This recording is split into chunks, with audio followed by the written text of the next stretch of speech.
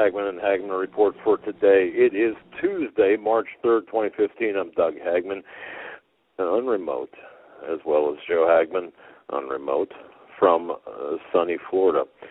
Together we are the Hagmann Hagmann Report. Folks, you're about their incredible 3-hour program, 3 hours tonight of fantastic programming, bringing you the news behind the news, what's propelling the headlines, what you should be looking at, what's a diversion, what's a deliberate misdirection. I would just want to say hello to everyone arriving at the conference, the Prophecy in the News conference here in Orlando. Met a couple of people today, and I want to say it was a pleasure to meet both of you gentlemen. Thank you so much for coming and for being part of what I truly believe will be a fantastic, and I mean a truly fantastic 3 days. Of course, Prophecy in the News Summit starts Thursday, and it runs through Saturday. But before we get into that, of course, folks, you're listening to the only show where the news is presented to you in 3D. We look well beyond the headlines and the bylines to bring you the news behind the news, as I said before. New listeners, my goodness, thanks for checking in. Actually got about a half a dozen emails today from new listeners in the Netherlands. I want to say hello and welcome.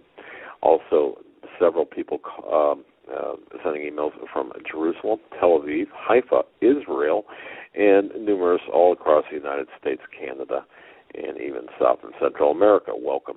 We broadcast live each and every weeknight from 8 to 11 p.m. Eastern. That's our normal time.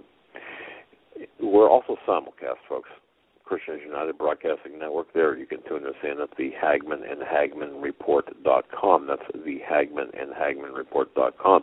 However, our home base on the Internet is Hagmann and Hagmann.com. That's Hagmann and Hagmann.com. On the right-hand side, you should see a BTR player, and of course you can get our program in that fashion. So before I bring Joe on, I just want to say we are following a couple of very interesting pieces of news. Just before 6 o'clock today, right along the Parkway in Route 32 in Fort Meade, Maryland, the NSA is located nearby. Park Police, as well as federal officials, are investigating reports of shots fired at the National Security Agency building. The reports that we have right now, one of the buildings has been damaged by what appears to be gunfire. NSA, Park Police, federal officials are investigating. This looks to be, in fact, there were two different. It appears to be two different shootings. And I just want to mention that they both appear to be related. Now, that's something that we have to kind of keep a close eye on. Again, we're looking as well at potential false flags. But having said that, Joe, welcome to the program. Great to be here. Sorry for that little delay. The mute has about a 2-second delay, but it is great to be here. I feel like I'm running on fumes, but excited for the show tonight. Stan will be joining us at 9 o'clock, as he does every Tuesday. And I saw that story about the NSA being targeted for gunfire, and the headline that said building damaged. I wonder, if this was something that happened intentionally, or if it was hit by some stray bullets. I have not read the story, so I don't know the details or how much they know, but pretty interesting. Yeah, no, I got some information here from somebody out of Maryland who said this is in fact that the building itself was targeted, and okay. Now you have to know where that building is. It's not like it's got a huge neon sign, Fred's Furniture. It does have of course it's marked, but it's in a position where you've got to know, especially from the angle in which it was reported to be struck.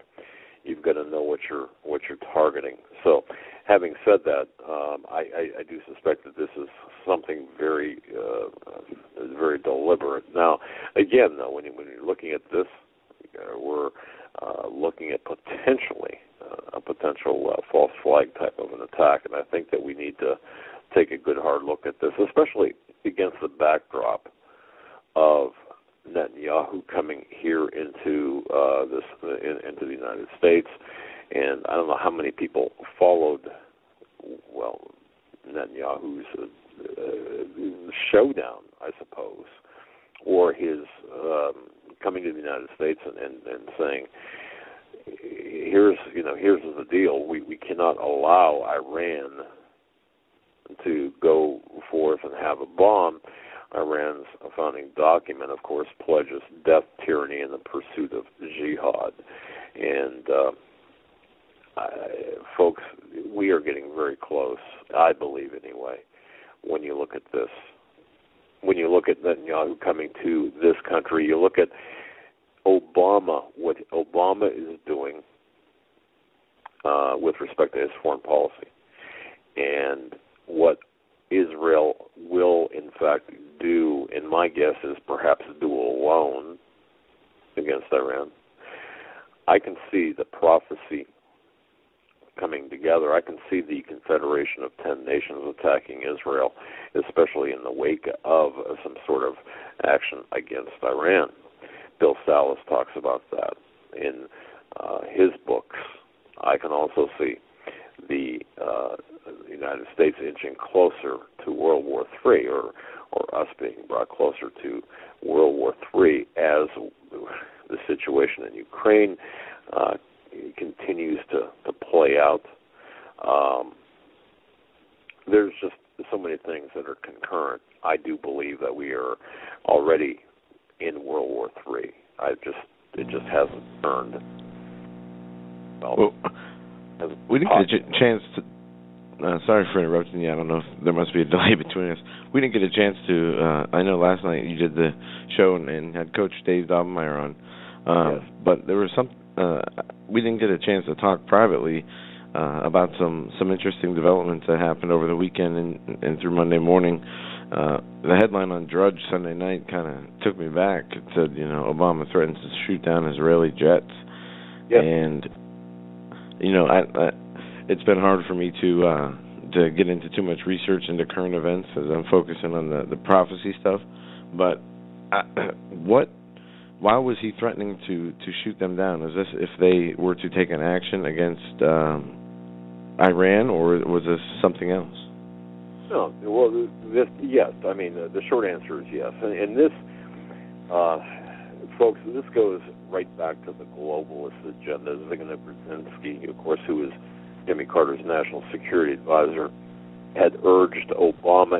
In fact, you didn't even barely saw Obama's lips move, and certainly didn't see Brzezinski's lips move when when his regime threatened the the IAF. And the deal is this: the airspace over Iraq would be used by the IAF to attack Iran or to take out their nuclear facilities. And Obama says, well, no, you're not going to do that. If you do violate our airspace or Iraqi airspace, we'll shoot you down. Yeah, that's what allies do for each other. And, I just want to make this perfectly clear out there. When Joe and I are talking about Israel, we understand the difference between political Zionism, and Jews. We understand the Jewish people. We understand the state of Israel, or the nation state of Israel, versus the what would you call it? The Zionist ambitions of Israel. They're distinctly different. Just as a Talmudic Jew is different than an Orthodox Jew, for example. People often say, well, Jews and Christians do not worship the same God. Well, that's true when you're talking about the Talmudic Jews, okay? When you the Jews who are following a separate agenda, a separate playbook, a whole separate agenda, I suppose. Now, that's the same. If you take that template and overlay it politically with the nation-state of of Israel. It's the same way, as it is in America too. When we talk about America, for example, being how would I even describe it?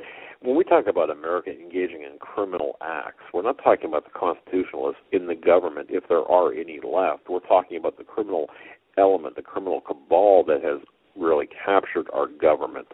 It's the same with Israel. Born in 1947, 1948, through the Balfour document and declaration and so on, what you're looking at is you've got a criminal cabal that is pushing Israel into doing certain things on the world.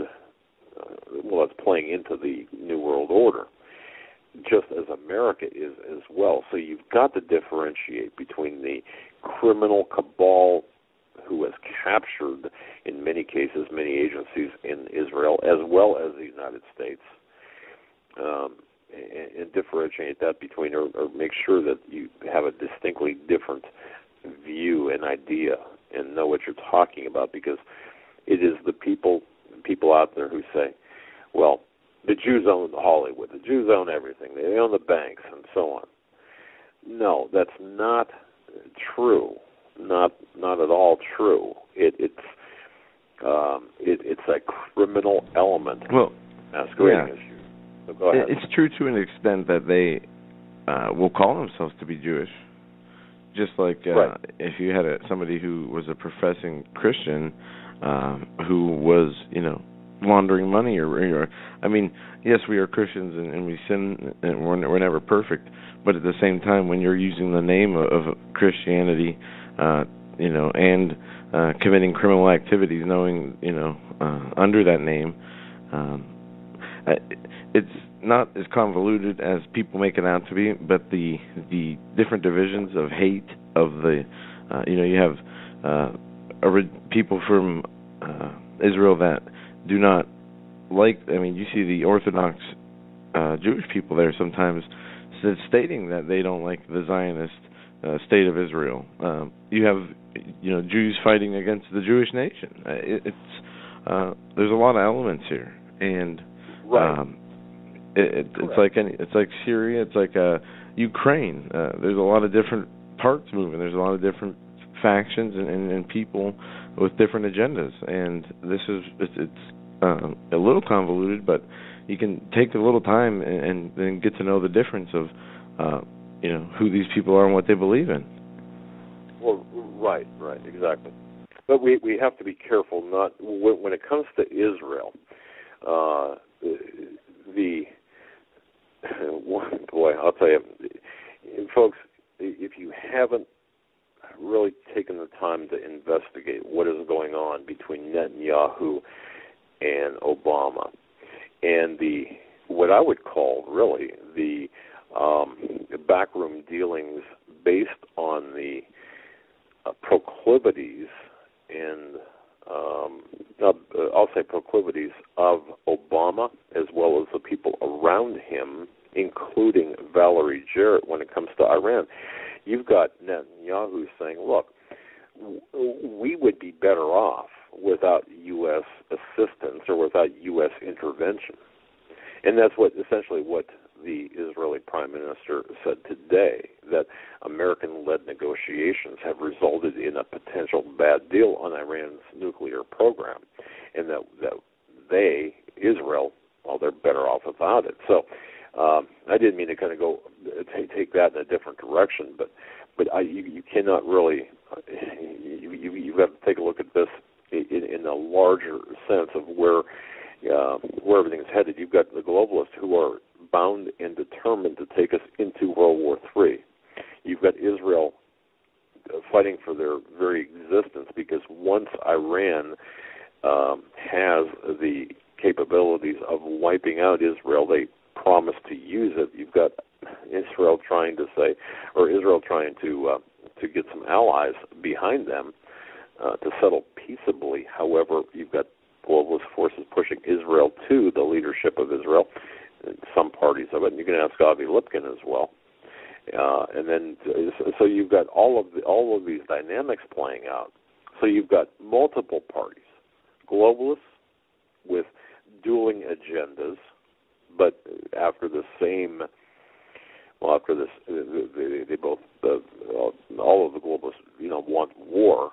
Then you've got Israel saying we don't want war, but we can't back away from the Iranian threat. Then you've got America trying to back or broker a deal with Iran that is not going to survive the test of time or even credence among the world community. So you can't look at this as just two sides of the same coin, or two, a black and white issue. You've got so many things taking place all at once that it's just incredible. So right now, the American-led negotiations, based on what Netanyahu said, and I believe he's correct, it does make, or there's two very severe, extreme concessions.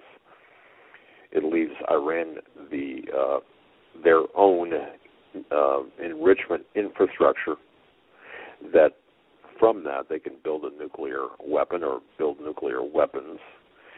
And in fact, there's no inspection. From what I understood, I thought we were, or Russia had given them a nuclear bomb, or was it just the what you're talking about, the capabilities, the tools to assemble it, and the properties to create it?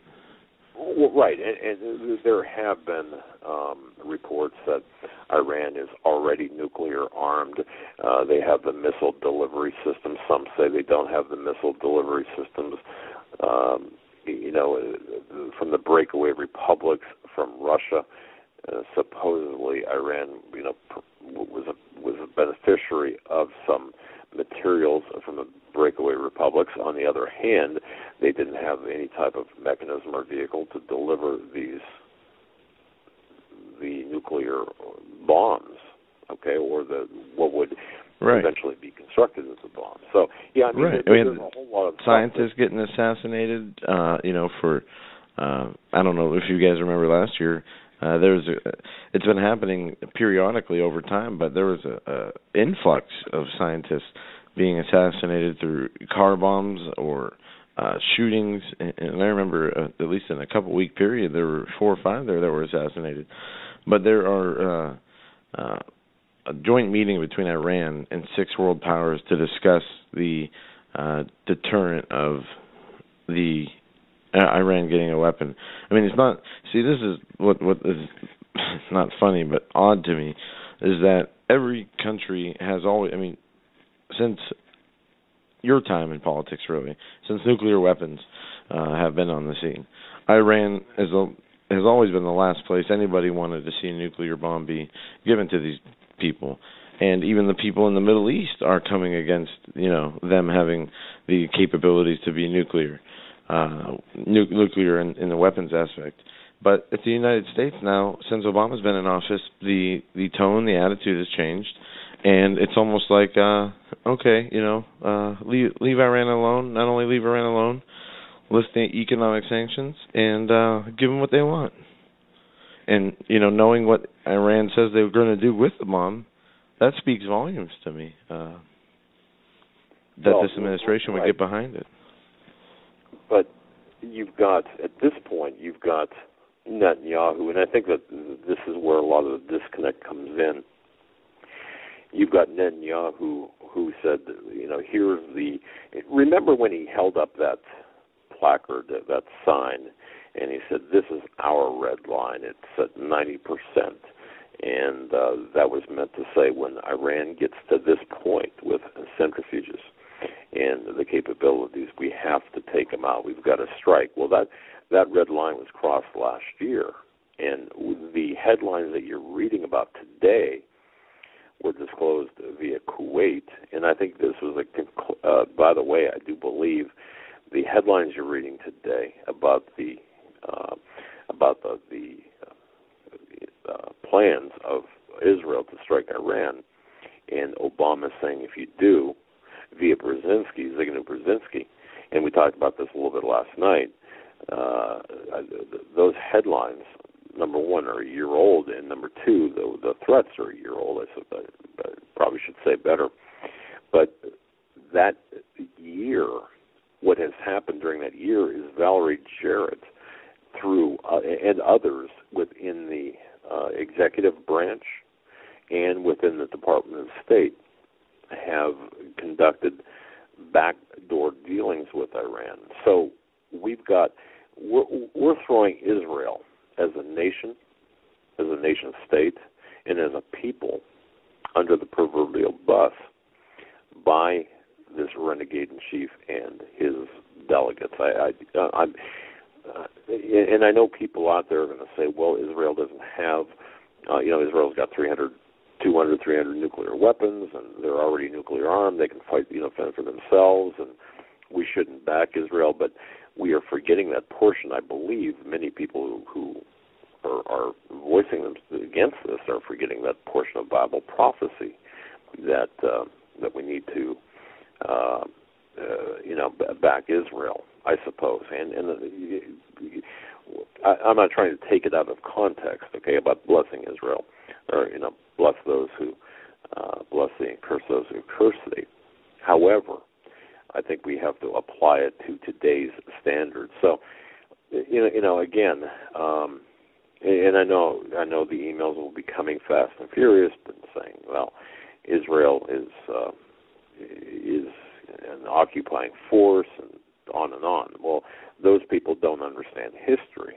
And when I say history, I'm talking about going back into the Old Testament history, that kind of history. So I don't know if that makes sense or not, but it's to me, it's even though it's black and white, the history and the components are extremely convoluted.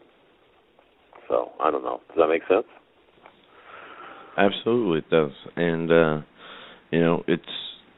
we see things ramping up.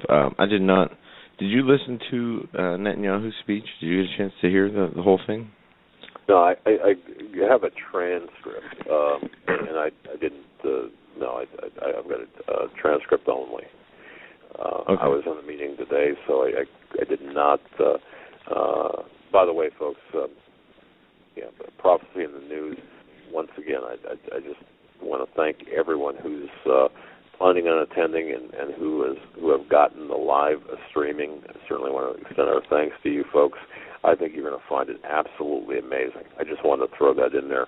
And before Stan comes on, I want to hit a couple of the topics, because if this doesn't convince you about live streaming, and if you can't come here, then I don't know what will. But let's continue on and finish up with Iran and what's going on over there. I think it's important that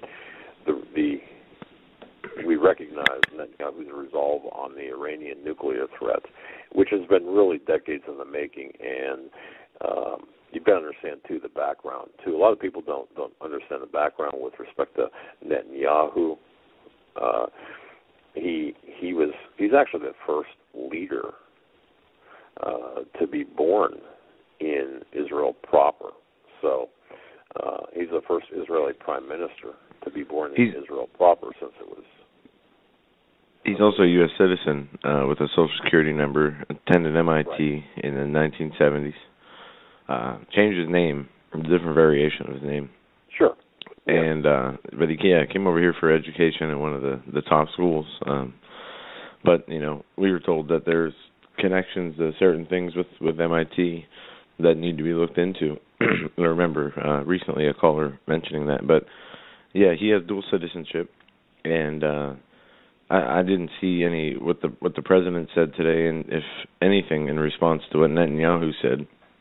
But there were hearings all day on U.S.-Israel relations that were on C-SPAN, and there were the Foreign Relations Committee, and these different committees were talking about this, and you had different sides. I heard some Democrats mentioning the Bible, and not only that, but that Israel is our closest ally, what you're saying, and that the way some politicians, and it was bipartisan among a few, voiced their concern over the hostility this administration has shown Israel, and are concerned about the future of their partnership.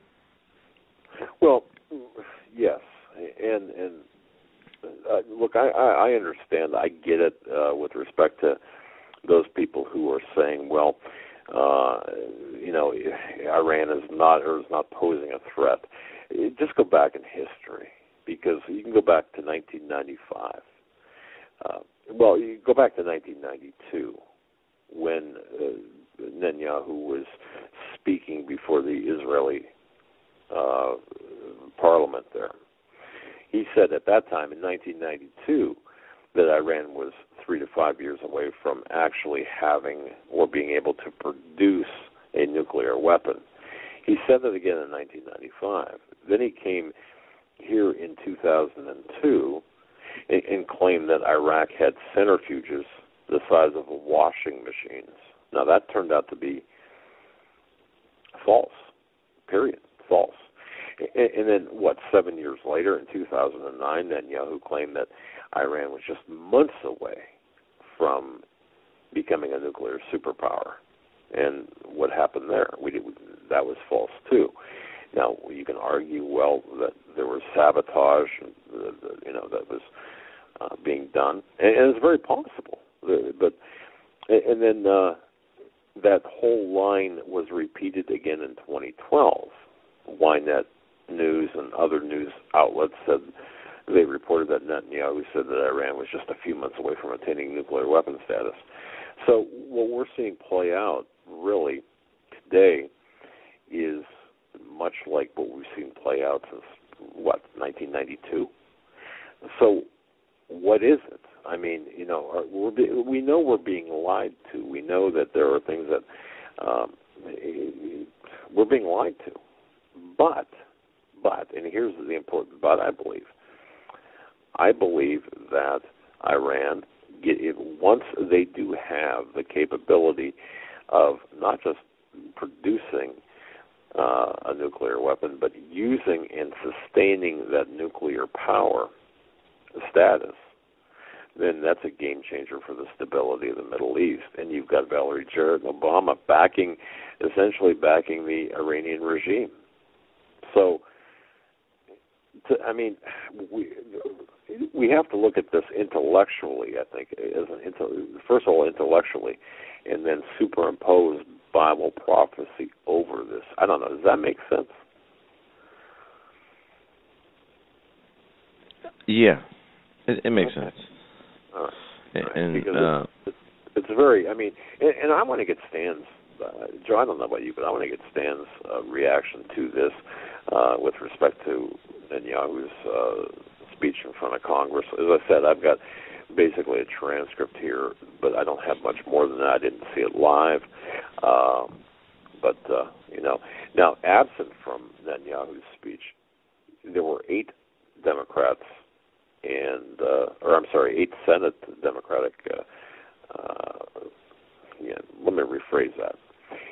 8 Democratic senators and 45 House members, Democratic House members, were absent from Netanyahu's speech.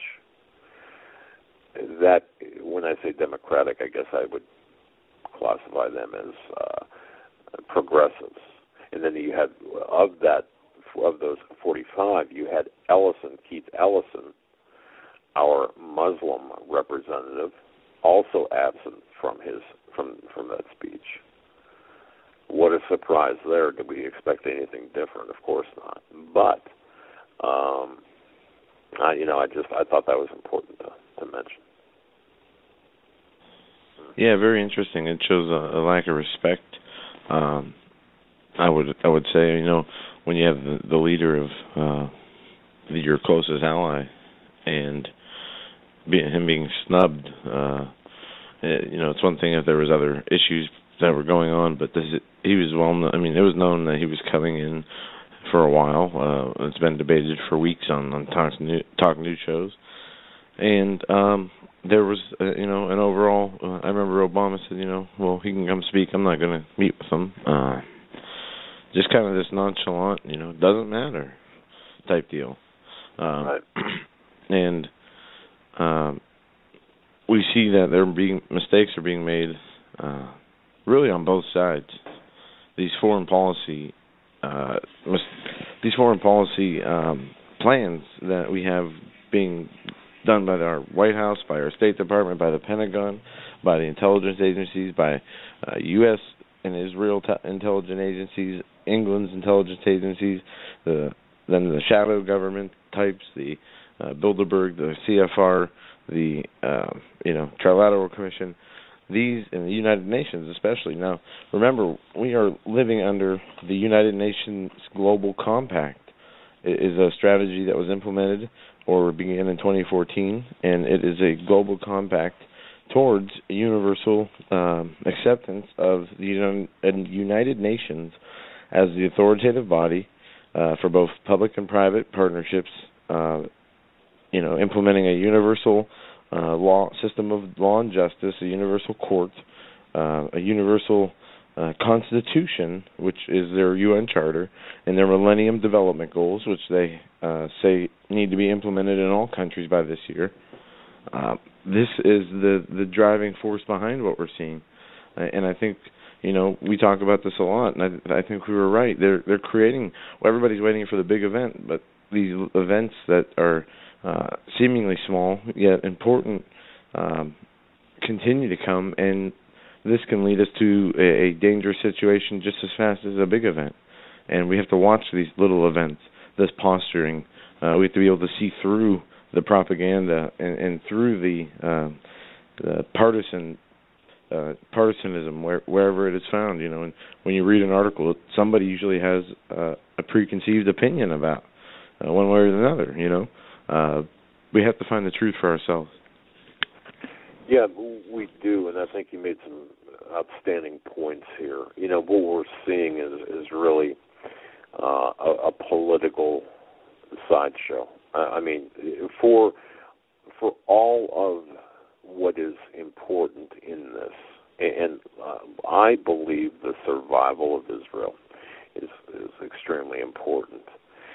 Perhaps a better way of stating this from our point of view, at least mine, and I think you could perhaps agree with this, is what we're seeing play out we saw play out earlier today, is really this political posturing. We are being led, forced, pushed into the cattle chute, and that cattle chute is World War III. And I would dare say that we're a good point of the way down that cattle chute into World War III. And part of the process is the court of public opinion in order to get the public behind a third world war, because don't forget, war, the public is fatigued by war, Iraq, Afghanistan, and then the various elements of the Middle East, including Libya. We're at least the American public is fatigued by this. But it's big business, though. I mean, it's a license to print money. It's a license to put other nations in debt who are engaged in these military conflicts and collect the interest from those debts, even if these guys lose the war. No matter. It's always been said, the same people fund both sides of the wars. And exactly. In the end, people go on these wars, and for whatever reason, and the financiers and the puppet masters are in control of everything beforehand and even afterwards, more so, because now the nations are indebted to them. And it's just a circle of devastation.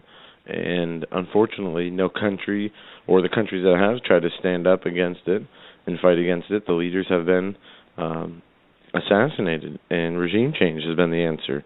And the U.S. has admitted it. I mean, for a nation that is a law, or supposed to be a nation of laws, the freest nation in this planet, we're supposed to, react to situations, not, be on the offensive, just because people don't agree with us. But, people like Gaddafi and Saddam Hussein, we talk about this all the time. These people didn't threaten the United States. They threatened to use different monetary instruments than we were using. And, night, they're gone. Wars were started over that. And people are dying by the thousands, every week, still due to this issue. People don't even know what they're fighting for or why they're fighting. Well, it's because we're being told what to think, and we're being told to fight, and that was the other thing too. As I was watching this play out, well, not watching it play out, but researching it after it did play out, one thing that struck me, and I've seen no one reporting on this at all. None of the alternative media sites reporting on this. To me, one of the biggest instruments of pushing us into World War III, into pushing us into a hot war, getting us behind a hot war, is social media, the role that social media is playing right now. And I think that people have to understand how critical this is. And I even began to think today, as I was researching for the show tonight, I began to think that perhaps social media was created not for convenience and to tell, to see how your Aunt Flo is doing over there with with her grocery shopping or Christmas shopping or whatever, birthday gifts or whatever. No, not because of that or for people to keep in touch, but social media, it seems to me, how it's being used today is being used to brainwash and to propel the official narrative by the globalists using the various means, whether it be Twitter, Facebook, or the various other social media outlets there are. So think about that, and think about the next time you click on a link for a social media site or a Twitter account, look at what even some of the celebrities are saying. Look at how your congressman or senator is using social media. It has now become a tool of war and propaganda more than anything else. And I really would urge people to really understand that. Have you seen that, Joe? I mean, have you seen how this is being used and manipulated to create this narrative? Oh, yeah. And it's really nothing new, maybe because it's involving countries, close to us. We can spot it out easier, but, this is what they do. It's the best way I've heard it described is, we live in a multi-dimensional world with, multiple layers in each dimension. There is benefits and agendas that are accomplished through one action or one, we'll say, one plan being implemented can, accomplish something in each of those dimensions, in each layer. It's very hard to identify all the benefits and weigh all the risks when we're looking at this. But when we look at the Bible, go ahead. Well, no, Paul McGuire was talking about living in a hologram, and I think you just referenced that. Before the biblical reference here, Joe, let me just say this. I got an email. People not sure or not knowing, there's several emails here, people wanting to know exactly what Netanyahu said. Let me just reference an article really quick. This is perhaps the best way to do it. And read the transcript, anything from that transcript that you think is necessary. Mediaite came out with this, and this is in my pile of show prep for today. Mediaite came out earlier, it was early this afternoon, with everything you need to know about Netanyahu's speech and 12 slogans. Now, take this somewhat with a grain of salt, because you're going to lose the contextual aspect of these slogans. But what Mediaite writes, what the reporter Evan McMurray writes, is this, very quickly. Israeli Prime Minister Benjamin Netanyahu delivered his controversial address to Congress today. Okay, a speech crafted, and please pay attention to this phrase, a speech crafted for maximum tweetability. Okay?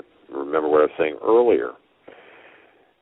Well, did you say tweetability or tweakability? Tweet, like, okay. Twitter accounts. I got it. Tweetability. Okay, and then Evan McMurray writes, Game of Thrones reference, check. A farewell to arms control, check. And he writes this, if you want to skip the speech but grasp the message, simply follow the slogans. And here are the 12. And I'll go through this very quickly. No matter which side of the aisle you sit, you stand with Israel. Next one. This Capitol dome helped build our Iron Dome. Next one. At a time when many hope that Iran will join the community of nations, Iran is busy gobbling up the nations. Next. In this deadly Game of Thrones, there is no room for America or Israel. Next. When it comes to Iran and ISIS, the enemy of your enemy is your enemy. And you got to understand, folks, there's sarcasm built into this, obviously. Next, you don't need any intelligence agencies and secret information. You don't need intelligence agencies and secret information to know this. You can Google it. Of course, at the Hagmann Hagmann Report, Google is not a verb. Okay. This deal doesn't block Iran's path to the bomb. It paves Iran's path to the bomb. This deal won't be a farewell to arms. It will be a farewell to arms control. 4 more. A better deal that Israel and its neighbors may not like, but with which we could live, literally. If Iran wants to be treated like a normal country, let it act like a normal country. 2 more. A race car driver without a car can't drive. A pilot without a plane can't fly. Without thousands of centrifuges, tons of enriched uranium or heavy water facilities, Iran can't make nuclear weapons. And the last one is, even if Israel has to stand alone, Israel will stand. Now, out of all of those, I suppose the last one really is the key to the entire speech today.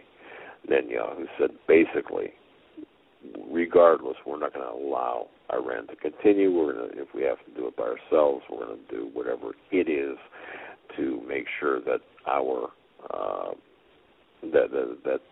that we make it through this crisis. So take that for what it's worth. Now go ahead and feel free to overlay the Bible references which you were going to make. Well, what I was going to do, I don't have any specific verses, but in Daniel's prophecy, in the prophecies that are written in the book of Daniel, whether they're from Nebuchadnezzar's dream, the interpretation of that dream, to the vision Daniel had about the 4 kingdoms, they all referenced a system of different governments and nations and peoples that would be rise to power until the end. In the case of Nebuchadnezzar, it was the statue with a head of gold representing the kingdom of Babylon, and so on and so on. We're on after the legs of iron. You have the toes made of potter's clay, some mixed with miry clay, and right. It talks about the seed. This gets into the the 2 seeds, the seed coming back in to try to influence the genetics of humanity. As it said, their seeds will mingle but will not cleave. But all those prophecies to what is in the book of Revelation echo a time where Israel would be a nation again on the world stage, and all countries will come against her. And this is it. Whether the war is in a week or in 10 years, we're seeing this foundation of this Bible prophecy play out right before our eyes. And we know Israel will be attacked. In the book of Revelations, it says it will be trodden down by the Gentiles for 42 months. And this is during the time of the tribulation. Are we being... Okay, so the question is this. I think I know where you're going. And go ahead. Go ahead. No, I think you're, when we talk about these people, these elitists using the King James Bible as a playbook, yes, are they doing this to try to create the illusion or create the atmosphere for this to come to pass? And even if they're doing it as a illusion, could not the Lord make it actually the time it happens? They're walking a dangerous rope. What they're doing. Well, when you say they, are what, the global elite, or Israel, the United States, or everybody? The powers and principalities of darkness and evil that influence the people and the powers of this world that lead us down this path of destruction to Armageddon and judgment. Well said. Well said, yeah. And I think, look, I do believe that we are being led directly into the wood chipper. I mean, really, as a people, I don't care if you're listening to this program in the Philippines or the UK, the Netherlands, or the United States or Canada. I think we're all being led into this giant wood chipper, and I think it's by the globalists. And I think that this could have been avoided. And I go back to the early 90s. Remember the A.Q. Khan network from Pakistan, when A.Q. Khan had really opened up the Walmart of nuclear material and gave away the plans, and I shouldn't say gave them away, but sold them. And like I said, the Walmart for nuclear material, A.Q. Khan network. Why, at that point, and subsequent to that, when we had the opportunity to stop this, why didn't we? And I think that if we would have been serious about this, we could have really stopped this a long time ago, not necessarily through bombing and raids and such, but through tactics and through non-warlike maneuvering. So we find ourselves here, at least in my view, because this is exactly where the globalists want us to be. And I think we're falling into this. I mean, what do you do? That's my question. What do you do? I mean, if your neighbor says, "Look, I'm going to kill you, and I'm going to kill you with a gun," and for the next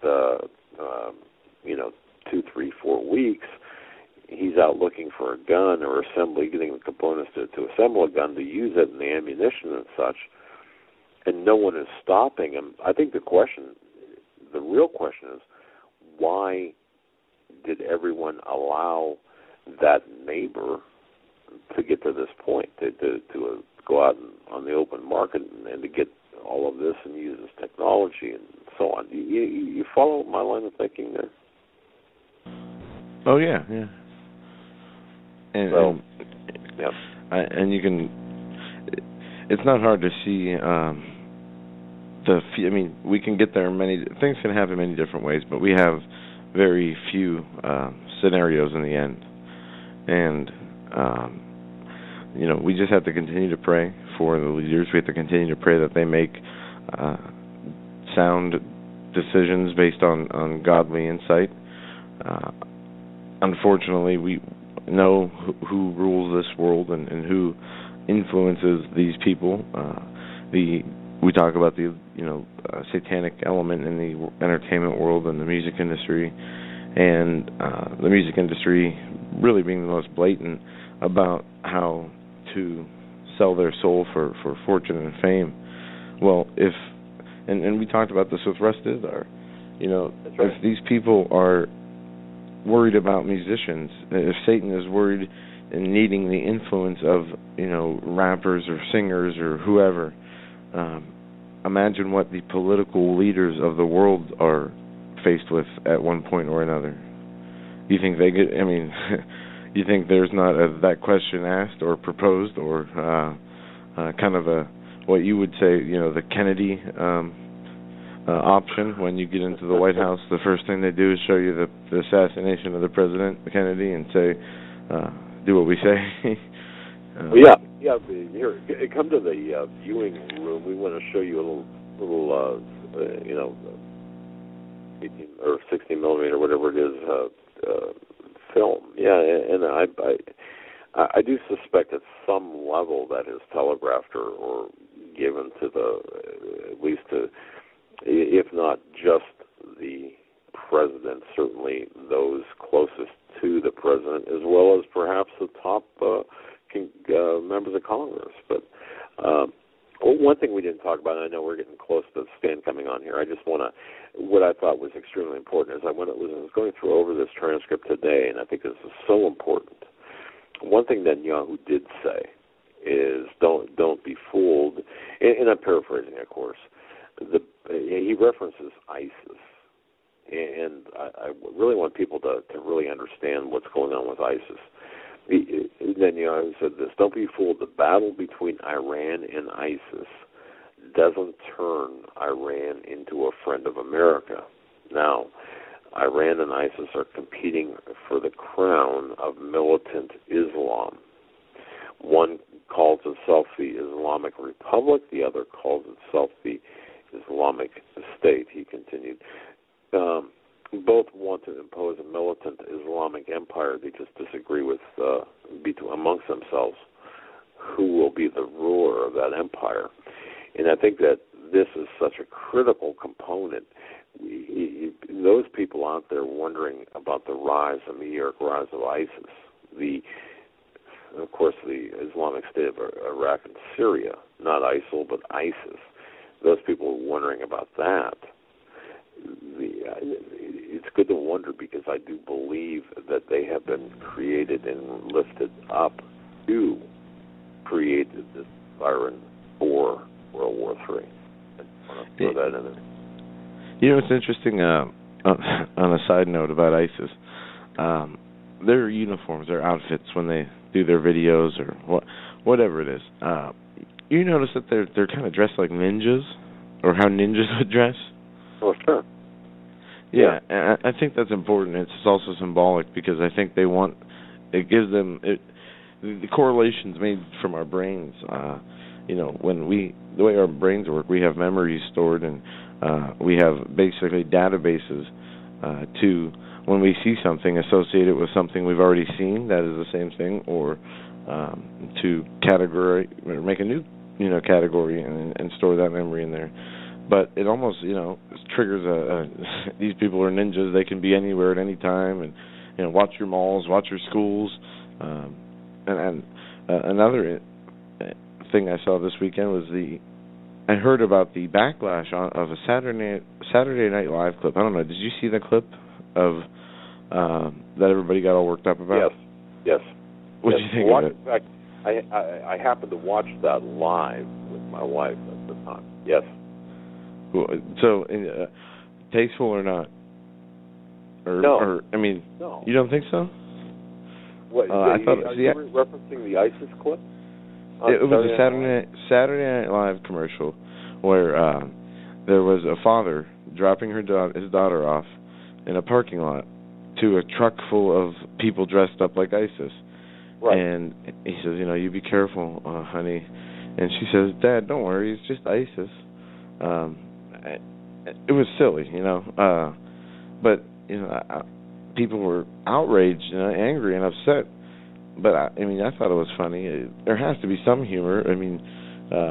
But what really needs to be addressed is my wife was actually throwing stuff at the television. Seriously, she was tossing some stuff at the television set because I walked in and we were talking about something, and the television was on. It was actually she had watched the local news, and it went into the Saturday Night Live, and of course we left it on, and we were still talking, and then that came on, Joe. And if you didn't see it, and folks, I don't know, man. Anyone who thought that was anything, I thought it was creative humor. I thought it was creative. Humor. You thought I don't know. Look, these girls. They were making fun of girls who are leaving their rich London homes to go join ISIS. Right. And they weren't making fun of the Christians being beheaded. I understand that it's a very sensitive subject. But just to speak to the element of Westerners, especially women, packing their bags and traveling. what kind of world do we live in? These girls, how do they know they're not going to be the next beheading victims on a video? It's not funny to see those girls go and do that, no. But this just speaks to me of political correctness, Look, I have to squint and tilt my head and really, man, I got to tell you something, Joe. I totally disagree with you on this. I mean, I don't see one bit of humor in that. I don't see anything. Man, it was the truth. The only thing that wasn't true is that from my following of the story is the families were devastated that the girls left and did not want them to go. The only thing that was the only thing that was untruthful about that whole skit was that a parent would drop them off. But everything else about the skit was true, and it spoke to the ridiculousn's of our time. Joe's email is jhagmann@hagmannandhagmann.com. For those, that's jhagmann@hagmannandhagmann.com. That's Joe's email. For those who want to take him to task on that, or mine, if you disagree, or if you disagree with me, feel free to send it. Send it to me. Send an email to me. But Joe, I really? I mean, really? I mean, I only saw the clip on the next morning news. I saw it one time, and when I first saw it, I just woke up. Maybe I was in a funny mood. I don't know. But with all the horribleness going on, I heard that they also released ISIS in real news here. Released 19 Christians, which kind of took me back a little bit. Which, you see that they are so proud with every Christian that they are not able to convert. They kill brutally on a media platform. Why the release of Christians? These people, what did they get out of it? Or you know what I mean? There's just too many questions surrounding ISIS. Poisoning today, Joe? Yes, I did. Okay, all right. Wow. I feel like I have the flu from the sun I got. That's why I told you earlier. Well, I wasn't feeling all that great. You should keep out of the sun because I'm not. I don't want to be to sound obviously sound degrading to you at all. But no, I just think that you're looking at this wrong, and I think it's. Think about the families who have been affected by the actions of ISIS. And would they find that tasteful? I mean, put yourself, or any Christian. How can any Christian at all find that not offensive? But anyway, well, this wasn't promoting the violence. This was showing the absolute lunacy of these women from London and the behavior of these people who are leaving countries in the West or wherever to join this. I mean, it had nothing to do with. I understand it's not a funny subject to. They did. This is why I said it was humorous, is because they could only do it in such a way, and it obviously did offend people, so they didn't do it correctly. But to me, if there was any way to joke about it, it was just joking about the absurdity of the people wanting. These women knowing that ISIS is a system of Sharia law of complete oppression of women, packing their Gucci bags and walking down the street. Headline on Drudge: 3 women go to join ISIS.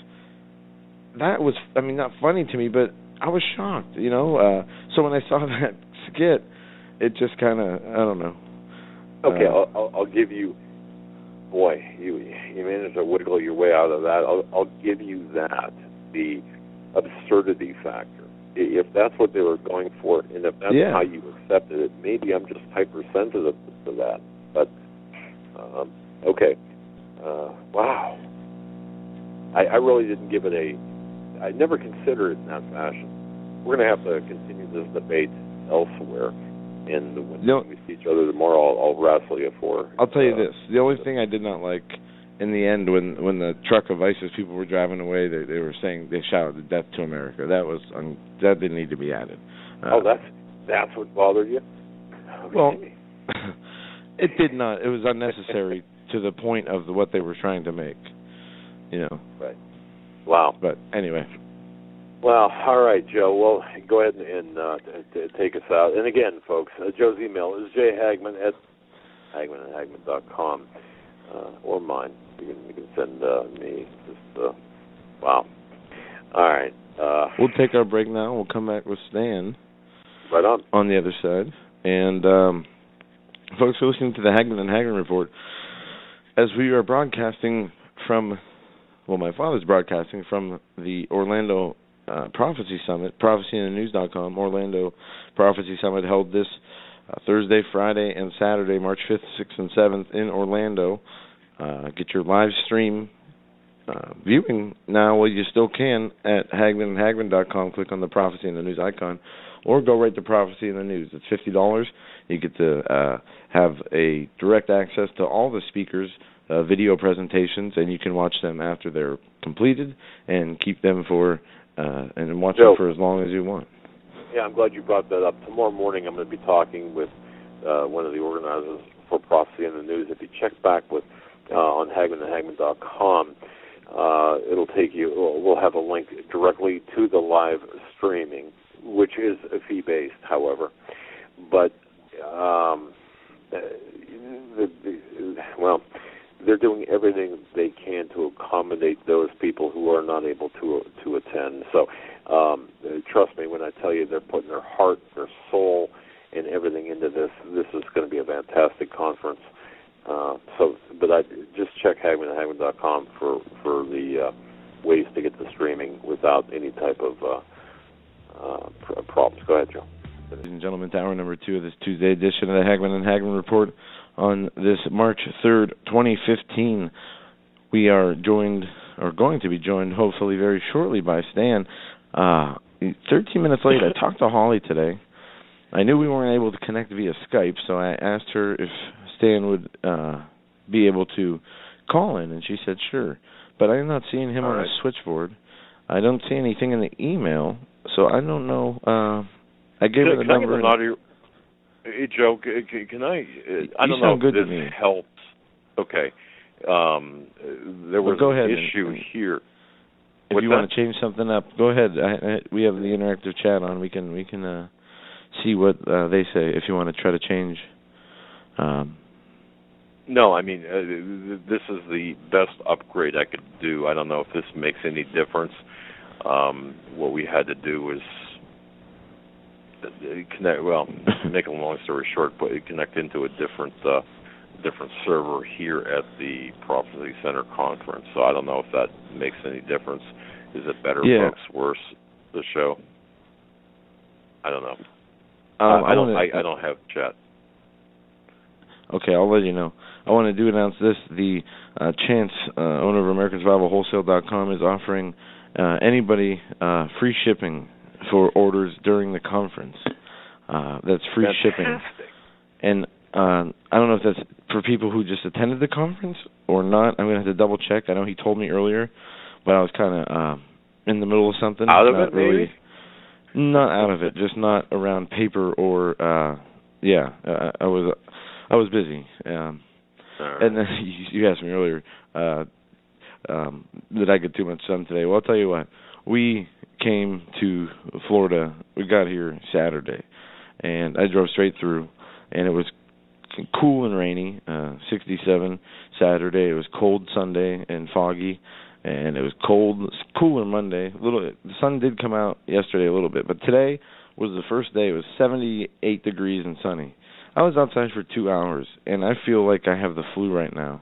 I'm completely sunburned all over my body. Poor baby. And I'm not complaining. I did say before I came here that I was not going to leave until I was crispy. So, I mean, I just never had a sunburn make me feel like I had a flu before. It's strange. I think we have for those people. But for those people in 12-degree temperature in I'm not snow, complaining. sleet, freezing rain. Oh man, yeah, okay. Trust me, All I'm just saying be careful. If you do come from the north to a southern climate, make sure that you ease yourself in, or maybe go tanning before you come down, because I'm not that smart. I should have listened to my wife, and we weren't out there that long. But I'll tell you what, I'm bright red, and we can talk to Stan about the effects of the sun for sure. Is Stan with us? Yeah, Stan is on right now. Hello. Hey, Stan. It's good to have you. Hey, how come I wasn't connected? Say that again? I bleeped out there for a sec. Yeah, I just found out that I'm talking to you. I've been trying to talk to you for the last 5 minutes. I could hear you guys, but you couldn't hear me. Yeah, your number didn't pop up in the queue until just a few minutes, like maybe a minute ago. Our audio sounds weren't playing on time either. There must be some kind of delay inside the system. We do apologize for that. Okay. And we're not using Skype and our regular means of connection, so it's bound to have problems.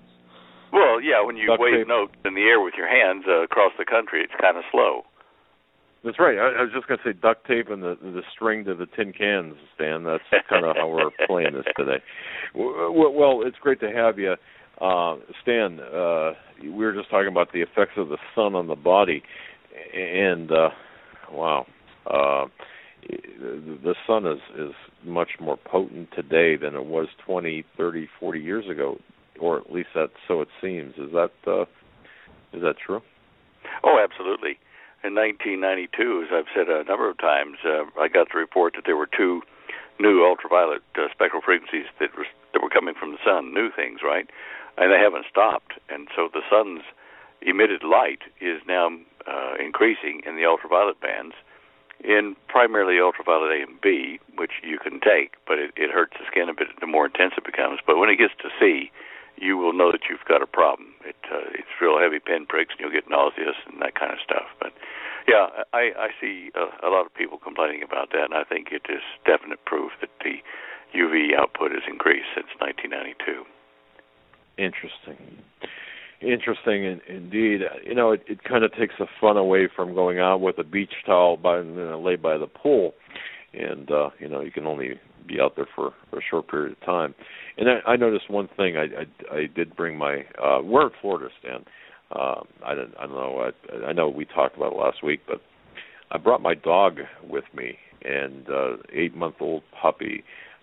Next week, going to be 8 months old. And the reason I mention that is it seems that she's extremely bothered by not just the heat, but by the sun.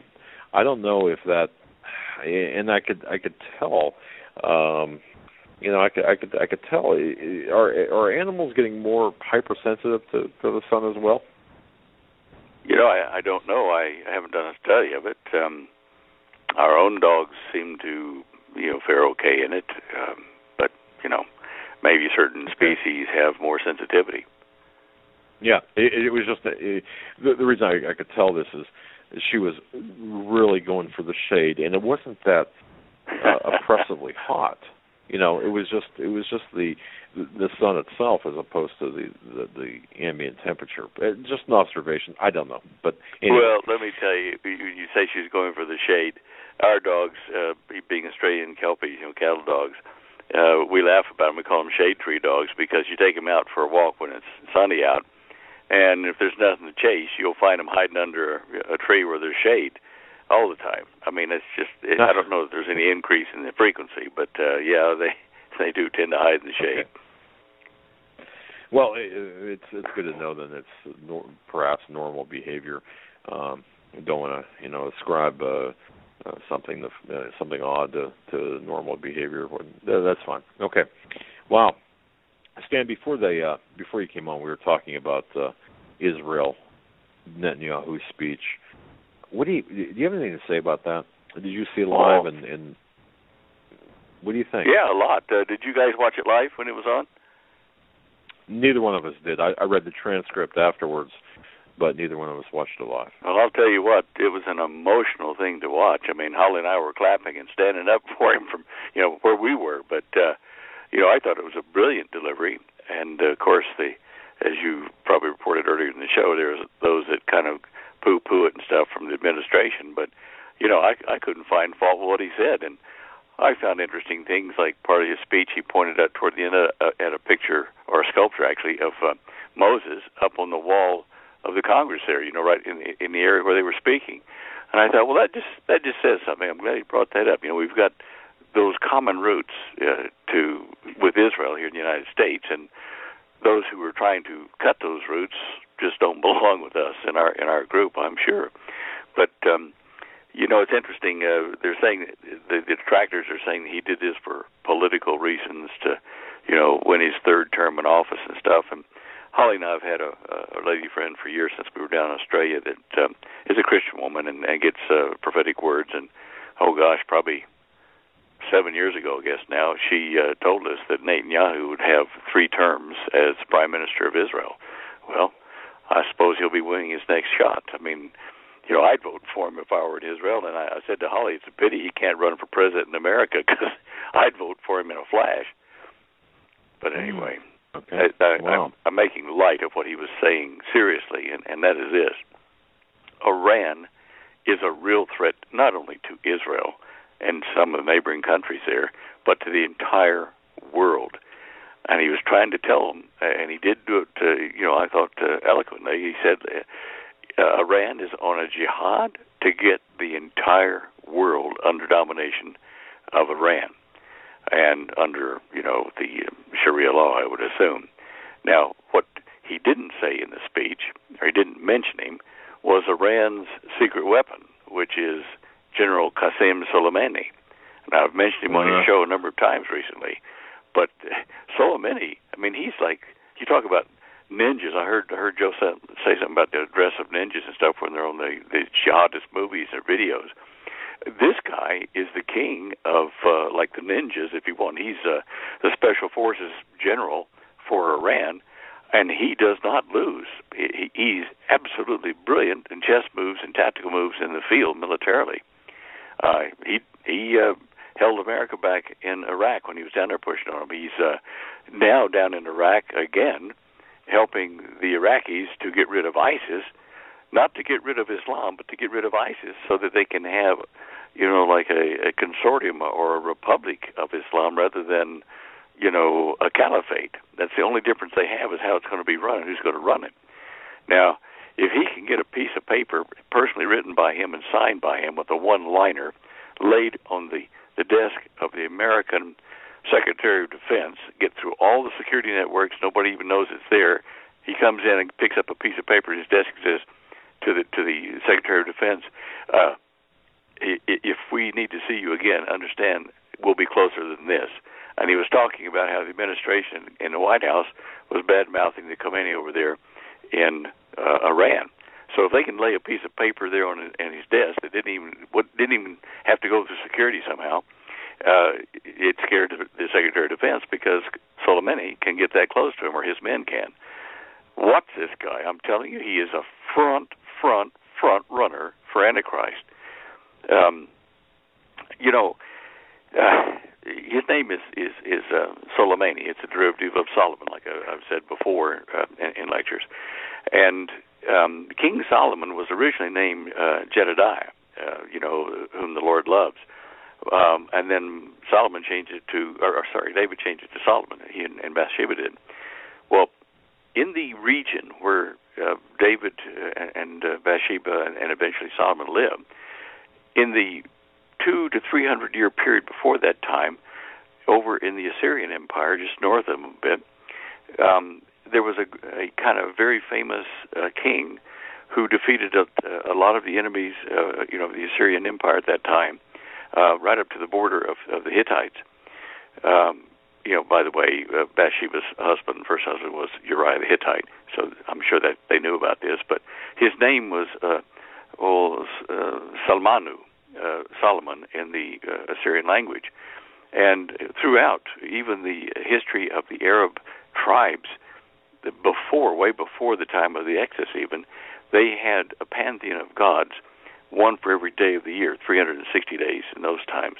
And one of them was Solomon, the god Solomon, again, Solomon. And so there was a great value put on the name Solomon in the Middle East when David decided to call his son Solomon instead of Jedediah, because Nathan the prophet had called him Jedediah in the Hebrew, but David wanted him to be called Solomon.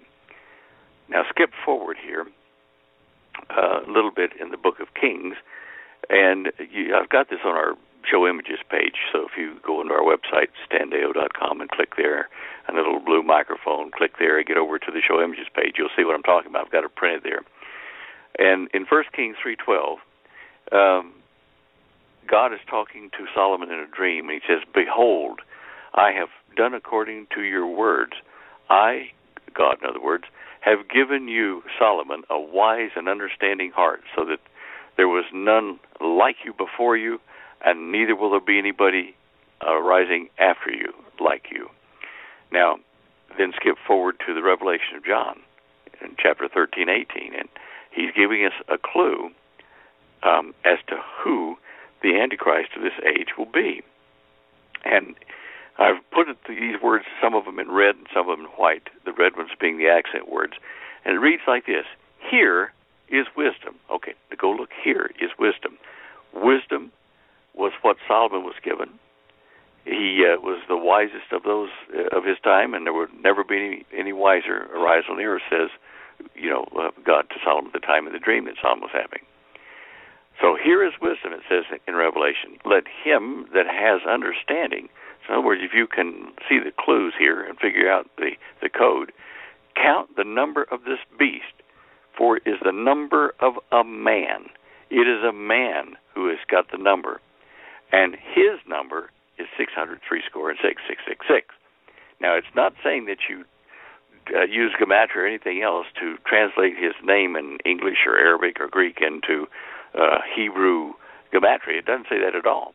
It's pointing you very directly in the Bible back to the Kings, the Book of Kings, and the Chronicles, where it talks about Solomon's wealth in gold, income, 666 talents of gold a year. So Solomon is a key name for who's coming. Now, they're having trouble in archaeology finding proof of anything but King David, his kingdom. I think because Nebuchadnezzar buried most of it there in the valley, just in the southeast corner, in the hillside next to where they have the Temple Mount. But I'm sure what the digs are doing now, they're going to find more than just the fortresses of Solomon and David on the borders of Israel, ancient Israel. But those fortresses are telling us that Solomon, particularly him and David, had a military force and could defend Israel, and it extended way out into the Sinai Peninsula and up in toward the Lebanon, probably near where the Golan Heights is now in the north. But it was a spread kingdom, and it was big. Now, with the presence of defense forces and fortresses in the various places in the Negev Desert and elsewhere in the north of Israel, it tells you that Solomon guaranteed his people in Israel there peace and security, and well-being.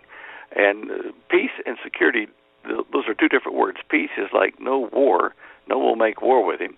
And security is, hey, I feel comfortable, my pocket is full, my family eats well, and, we're not frightened of anything. So this tells us that the guy we're looking for is going to bring peace militarily. He's going to have the force to prove that he can protect the people under his reign. And this Antichrist is certainly being presaged, if not going to become the Antichrist from General Qasem Soleimani. He's brilliant. He really is. And he's a military tactician.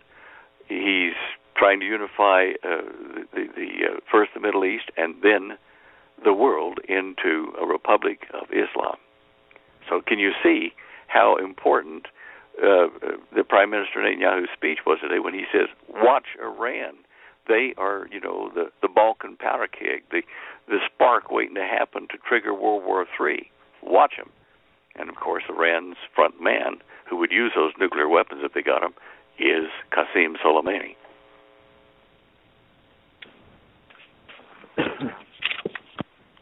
Very, very interesting. By the way, Stan, ladies and gentlemen, we do have a link on our Hagmann.com to your show images for tonight that includes the Newsweek cover image of Soleimani.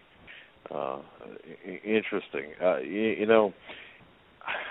I'm starting to believe,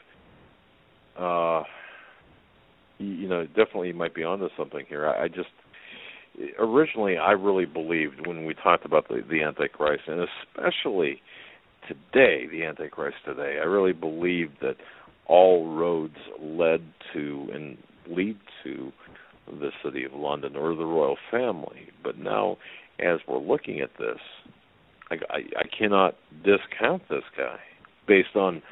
I mean, you make a very compelling argument to this man fitting the bill for the Antichrist, especially if he would deal with ISIS. And Netanyahu referenced that too in his speech today about, hey, just because you're against ISIS does not mean, for example, you're a good guy, so to speak. So the enemy, my enemy is my enemy still. Yeah, exactly. So, pretty interesting how you have laid that out, and they've been very tenacious with respect to, talking about this guy. So, yeah, wow, okay. And in the Arab world, remember I was telling you about in Turkey that female news journalist calling last year for a concerted effort to help Israel build or rebuild the Temple of Solomon on the Temple Mount, because they revere Solomon. Do you see what I'm saying? Solomon is the key to all this. Wow. Okay. Well, how quickly, and I know that we had talked about this, I think that the week before last, or perhaps even last week, but how quickly, no, it was the week before last, how quickly could this, I don't want to say could he, how quickly could ISIS be contained and then destroyed based on their numbers and strength today, do you think? Well, it is a hard question to answer, but you know that ground offensives, door-to-door stuff takes time. And that's what he's doing at the moment, is door-to-door getting rid of ISIS. When the people, like in Iraq, the people think that Soleimani is a hero, he's in the background telling him, okay, do this, do that, take your 30,000 troops up to this place here and get Tikrit today, where Hussein was born, get that city and take it back from ISIS. Look, this guy Soleimani, his troops just think he's like a deity, because he doesn't even wear a flak jacket. He goes up to the front line where the bullets are whizzing past and wears nothing but his uniform. I mean, the guy just is. He's like what George Washington was when he got bullet holes through his coats, but not a bullet ever touched him. This guy is just, Teflon. Anyway, how long does it take? Well, this year we're going to see things come into place. Now, the Antichrist has to be revealed before the church can be raptured. And so this is why I'm pushing this. If we interpret Scripture correctly at this point, to this detail, and this guy certainly fits the bill, when do we say he's been revealed? When he makes a treaty with Israel, when there's an attack on Iran and hits the nuclear things, and then he takes over the country and they make a peace deal with Israel, something's going to happen over it that will definitely say, that's the guy. And it'll fulfill the prophecies about the Antichrist. So he may not even have to finish defeating ISIS before he's identified as the Antichrist. And remember, there's the Antichrist, first beast, and then there's a second beast that comes to power after him, after, I think, 3.5 years or something, when the first beast, the Antichrist, gets the head wound and recovers. Now, the second beast is, going to do a lot more terrible things as far as global economic system and a world government and that kind of stuff. So we have to watch the Antichrist first. He's got to have his reign of 42 months. And that has to start with something that identifies him. And I don't know that we'll be here, the church, to see him get the head wound, but, whatever. This is what we have to watch, is this guy here to fill the rest of the prophecies. He certainly got the right name. Okay. Let's stipulate for a moment, or let's discuss this gentleman, this man here is the candidate for the Antichrist. That being said, who would fill or best meet the criterion for the false prophet? Well, that's still kind of iffy with me at the moment.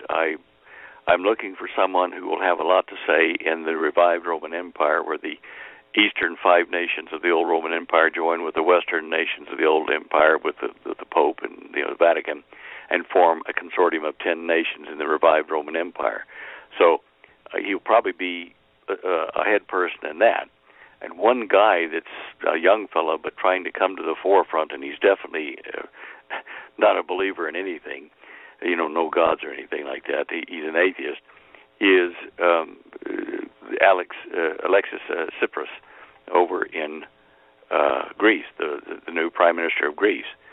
And right. He's certainly starting to shine. He's telling the Germans to stick it in their ear. And, he had 38% of the common vote to become president of the European Union. He didn't quite make it, but this guy is a mover and shaker. So I'm watching him, but I'm not sold on him yet. There are a couple of other things I have to look at, but one of the things that's interesting is that his come to power is on the basis of solving Greece's economic problem. Economics, numbering, beast, world economy. Do you see what I'm saying? The little pieces are floating around there.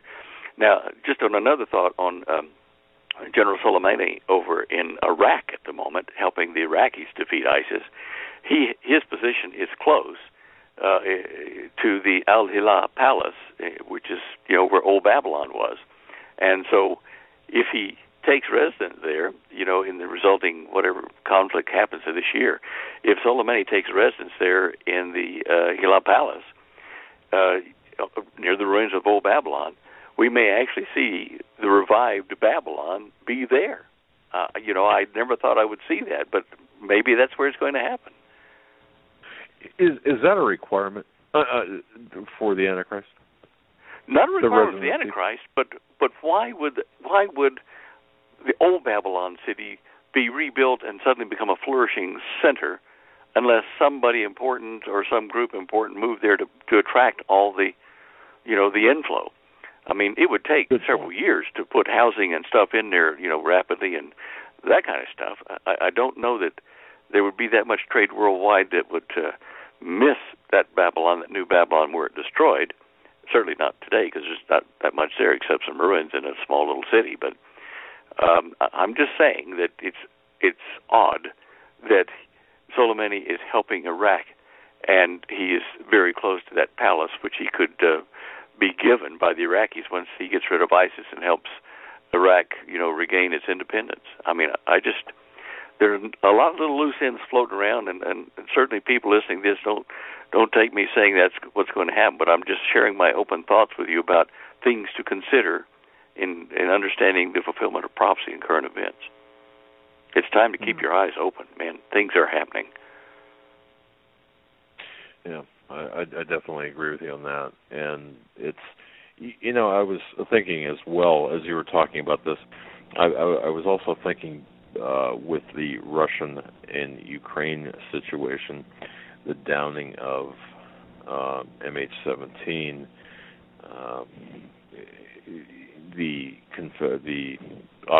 ultimately the 10, what I believe, the 10 nations, 10 regions, and the 11th answering to the 11th, the Antichrist. I'm just seeing some formation, at least in my research, of the Russia-Ukraine conflict, war, that would lead to, building perhaps of a region there because of what's going on in Ukraine and how Russia's handling it, to the formation concurrent with what's taking place in the Middle East, concurrent with this rebuilding of the 10 regions of the final one world order. I'm not sure if that made sense, but it all kind of fits together. It does. And we have two 10s. We have the 10-nation European or like revived Roman Empire, which is what Daniel interpreted the dream. For the king, he said that the 10 toes of iron and clay mixed would be that consortium. The revived Roman Empire. But that doesn't make the whole world unless the revived Roman Empire takes the Club of Rome model, like I said in the Cosmic Conspiracy book, and makes 10 regions for the entire planet. And if that's the case, then Russia, where do we say Russia fits in that? I mean, when it was part of another region before, they're just things that we're going to have to wait and see. But know that Russia was Region 5, and it may still be Region 5 and have a little bit of Ukraine, attached to it. Certainly, it was Region 5 in the global order of things. Now, the 11th one being one of those, I still don't understand how to interpret that prophecy. But I'm sure that... Yeah. Stan, boy, it's difficult to discern, at least in my view, to come up with any one given solid, architecture framework for this. Yeah. Sorry, go ahead, Joe. Well, I was just going to say, guys, Satan is incredibly smart, brilliant, and a clever tactician. And for years, we've been having these little run-ups saying, the Antichrist, if you add that guy's, the letters of his name up, that gives you 666, he's the Antichrist. And these episodes are getting closer and closer together. And people are now saying, look, you said it was such and such. You said it was him and this one and that one. What am I to believe? And people are wandering off saying, I don't care. And it's kind of diffusing the interest unless we can say to people, look, here is a new look at this, and let's keep looking for the truth out of all the lies that Satan's men push through our community trying to turn us off. So just beware. And don't give up. We're very close to the finish line here. Many people feel it. And what we see happening in the Middle East, the posturing, we talk about the hostility between the Obama administration and Netanyahu, and we see it playing out in real time. It's went from, some snubs and going against Israel's best interest with foreign policy to trading with Israel's sworn enemy, and I say sworn enemy because Iran has not only stated that they want a nuclear bomb, but why they want the nuclear bomb, and it is only to wipe off Israel from the map, and stated it many times, and many, from the United Nations to their own TV state broadcasts. And haven't they also said that they're after the great Satan, United States, as well? Yeah, absolutely. How do we deal with those people? They see Israel as little Satan, and the United States is the great Satan.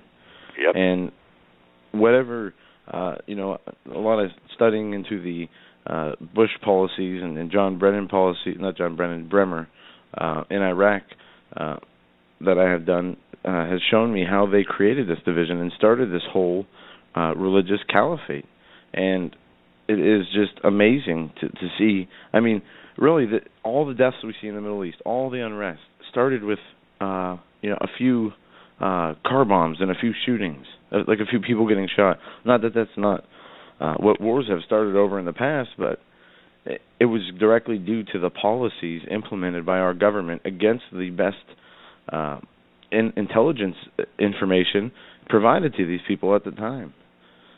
And that's the PNAC agenda. It was like they had their goals, they had their agenda, and they put their people in to implement the agenda. And that's when generals started to quit in Iraq after they realized that they were not fighting an offensive war. They were, fighting to defend the territory they had and destabilizing the government, destabilizing the military. All promises they made that they would not do, they did, and they broke down their society and then pitted the religious people against each other, the Sunnis and the Shiites, and that's what started this whole thing. At least this fight. Well, that you can blame on the same concept of the city of London when the British after World War II repartitioned the Middle East into the boundaries they chose, pitting various caliphates or sultanates against each other because part of their territory was given to the neighbor, their cousin, or whatever. And so here it's a pitting of the religious beliefs, the Sunni and the others, Shia, in Iraq. And you're absolutely right. They're making them fight internally, and so, of course, Soleimani is now reversing that, saying, okay, let's stabilize on one form, and, I'll help you do it. The guy is really good. I mean, as far as his tactics, just incredible. I have to agree with you on that. Hey, on a lighter note, I guess, you know, we've talked about how I think I've discovered the Garden of Eden and everything, and it's inside of a long extinct volcano over in northern Tanzania. Well, the other day, someone sent me a note to check on something. It was a Muslim fellow in Yemen, and he said, look at the volcanoes just off the shore here in the great ridge offshore in Aden, the Gulf of Aden, which is next to Yemen. And those volcanoes, you better pay attention to them, because our prophecies, in Islam say that there's going to be a great land subsidence, or like slides and heat, and it'll cause the faithful in Yemen to move out to a safer place. So I started researching all that, and I found that sure enough that there is not only a port of Aden right there in the tip of Yemen, but there is a town of Aden built inside of a volcano that's extinct there. So I started researching the history of this little town of Aden, which is in Arabic and Hebrew, it's Eden. And I found that their local legends in Yemen say that Cain and Abel are buried in this crater in Aden. Now I thought to myself, wait a minute, the original Garden of Eden was in a crater, but they couldn't go back, so they buried him in this crater here, which would have been the first one after they left Eden and went down the Great East African Rift and trotted across onto Yemen, there in Djibouti. This would be a logical place for them to build a symbolic Garden of Eden burial for Cain and Abel. So I'm wondering if their local legends aren't correct, that they put the bodies there, because Cain and Abel didn't fight. Cain didn't kill Abel inside the Garden of Eden. It was outside the Garden of Eden, because they were born outside the garden and then migrated down toward Aden or Yemen here. So I've put two photos and a spin around in 3D of that on the show images page. Down 4 or 5 lines, you'll see it. You can't miss it. And see this city that they've built there in that volcano and know the legend. It just all fits together that they would bury them in a crater like the crater that I found for the original Garden of Eden, and then they would call this Eden or Aden. It underlines what I have found. It's just another proof to tell you the Garden of Eden is in Tanzania in that extinct volcano there in Ngorongoro. Anyway, that's kind of not as heavy as the other, but it's interesting. And that's really great. Folks, go to standale.com, click on the show images link there, and you've got to see that 3D spin around the Aden volcano. Nice job, by the way. Did you do that, Stan? Yeah, I just took Google Earth and had to make a little movie for me, and then did it. Yeah. Wow, that's fantastic. Wow, that's interesting, and it's inspiring because it's an example of how a Christian walk and journey and relationship with the Lord is. Trying to, especially like Stan, you like to figure things out. You're a physicist, a scientist, and you believe in the Lord, which is a rare thing in its own, because most people in your field have a scientific or theoretical explanation for why things happen. But you're working through this, and the Lord showing you things, when He needs you to see them. And I saw that on your website, the Aden. And I thought, Eden crossed my mind, but I said, well, he would have put Eden. Maybe it's a sister city, or some kind of like you said, a representation of the Garden of Eden.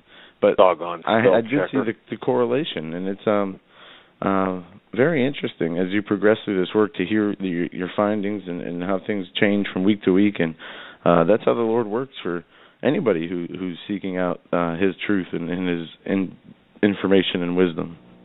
Look, I'm excited about it. I guess you can tell. I mean, I like you say, it's a discovery process, and I don't have peer group pressure in the scientific community because I'm just out here by myself, with the Lord, of course. But so I don't care.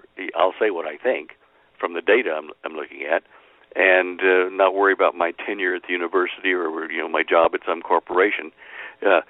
This is why I'm able to speak freely with a scientific mind on this, and try to be dispassionate and relate science to the Bible. and I've done so. I'm happily doing so with others' work, like Setterfield, about the speed of light slowing down, and how we can bring the biblical dating into concert with the scientific dating, or more the scientific dating with us in the Bible. But every week it's something new. It's just really exciting. The further down the path we get time-wise, the more that is being revealed to us, which aids in your research and findings. And I think this is such an exciting time to be alive. Wow. Doug, go ahead. Sorry, go on. No, go ahead. Well, I wanted to make sure I got this in because there were several people from from Maine, stretching all the way down through North Carolina and over into Oklahoma City, who just begged me to ask you this question, and I want to get it in before you had to leave us. They are wondering, as am I suppose, about the weather patterns that we're seeing right now. You've got snow, sleet, and ice across the north and Midwest. Not just the sleet and the snow, but the names of these storms: Sparta, Thor, Olympus, and Mars. And I mean, it is like they were channeling or summoning through the names of these mythological deities or ancient, Anunnaki. They were rechanneling them through the repetition in their. Not only do we see it with ISIS, but we see it in the weather, and we're seeing it in other places, in the entertainment industry, TV shows, musicians now. It's everywhere.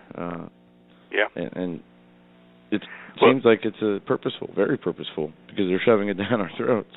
They are indeed. And Joe, you were talking about. Doug, because it was about the beach and the sun being hot on your skin and everything. I prepared a couple of animations of just the last week of solar flares on the sun, and the close-ups in orange, and then the long shot in blue to further back from the sun, just to give people an idea how flaming, and I use the word flaming on purpose, how flaming incredible the sun is at the moment, because it drives our weather. And even though we don't get hit by direct coronal mass ejection or get grazing blows, it is showing that we are approaching a very dangerous time with our sun. It is in a state of change. And if you press on those videos I've got there, it's just made for the last 7 days, I've speeded them up so you can see it quickly, and you view it in 7 or 8 seconds. You can see the last 7 days. And when you see all the stuff boiling off the sun, realize this isn't just this last week. It's just getting worse and worse week to week. And that directly affects Earth and the other planets, and the inner 5 planets for sure.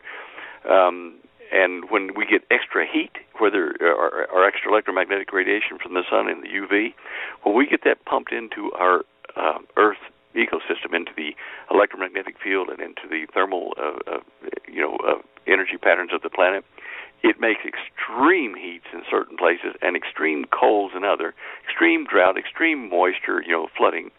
And these extremes are what we're feeling now. And so they're spreading in areas where they don't normally happen as a function of the sun itself. Certainly we have some minor, effects being accentuated by, methane gas, whether it be from human endeavor, or whether it be from methane hydrates releasing the methane from the Siberian, peat fields or Alaskan peat fields or whatever, or from the tundra. This gas is just one of a number of greenhouse gases, including carbon dioxide, that will affect our weather. So all these things working together are principally driven by the sun itself. And in the book of Revelation, of John, the prophecies do take us to look at the sun and various anomalies that occur on the sun: increased light, increased darkness, a cloud around the sun, things falling into the ocean, like a meteor or an asteroid, all off the planet stuff. This is not global warming from cow gas. This is judgment on a big scale. So, if you're looking on that line on my show images page, by the way, I did put a link to something that I'm not sure about. I'm sure about my dream vision about what's coming, flaming things coming out of the sky and hitting the Earth. But I did put a mention in that article that I wrote about that dream vision I had years ago about what this guy down in, I think it's Puerto Rico, is saying about a large meteor going to impact near Puerto Rico and cause great damage and whatever. Now, whether it happens or not, like he said, I don't know, but the Bible does say that something big is going to fall into the ocean in the time of the Revelation, as told to John. So these things are other factors I want to throw in. The planet, the planet Earth, can stop. In the Old Testament, it was stopped by God, for Joshua. You can stop the planet without losing gravity.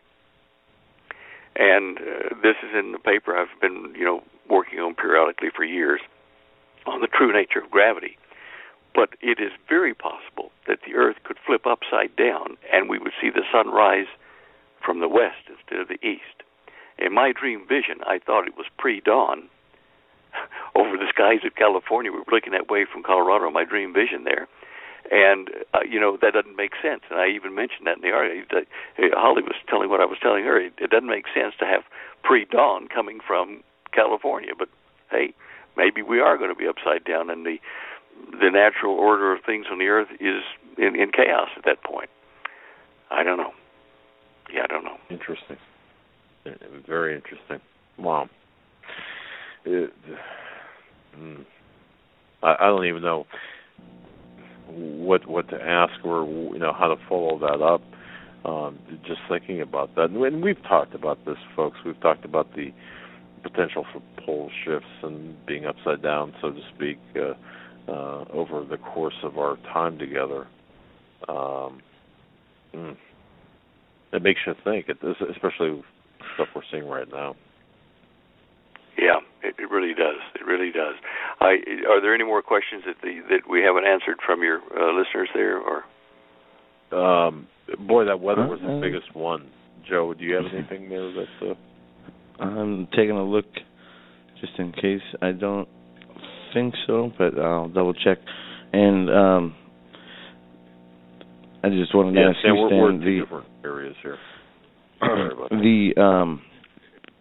The signs in the sky. I don't know if you've been. I know we mentioned the meteors and the different booms and whatever was flying into the atmosphere. It happened a few nights last week. Some over Pennsylvania, New York. Some booms over Florida. And we talked about I read an article where the planet Ceres. Apparently, this is a dark matter planet that orbits between Mars and Saturn, I think, or Mars and Jupiter, whichever. I don't know why they would call it dark matter. It's just a rather large planetoid in the asteroid belt. It's got some interesting little bright lights on it, but they labeled it a Death Star, and it was a magazine I was reading. I can't remember where or what I was doing looking at it. I don't know why they would do that unless it was a bit silly.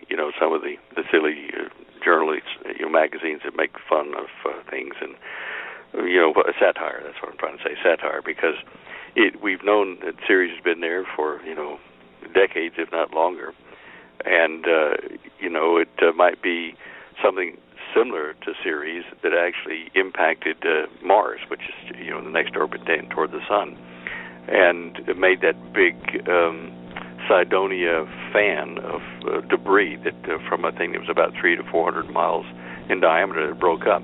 It might have been something similar to Ceres that came out of the asteroid belt, which itself may have been a planetoid of some sort of small one that broke up, and chunks of it may be what Phobos and Deimos are, because they're not round moons, they're chunky moons. They're just trapped rocks that are trapped in the gravitational field of Mars. So, no, I don't know why they call it dark matter and a Death Star. I think that's being silly, but anyway, there's nothing that I've seen to indicate that Ceres is any greater threat than, Pluto or Planet X. I mean, in Planet X, I'm not even sure is going to be a factor. I don't know. We'll see. Well, I'll try and find the article that I read that from, so I can send it to you. And, okay, I'll have a look at it. I'll re-look to see if it was something silly, which I didn't take it to be at the time, but it was rather odd. And even me with my limited knowledge of how things work, I did not. It didn't make any sense. So I appreciate the insight. Okay, well, look, I'm just trying to keep us on a level ground here, not get too elevated over stuff that may be nothing.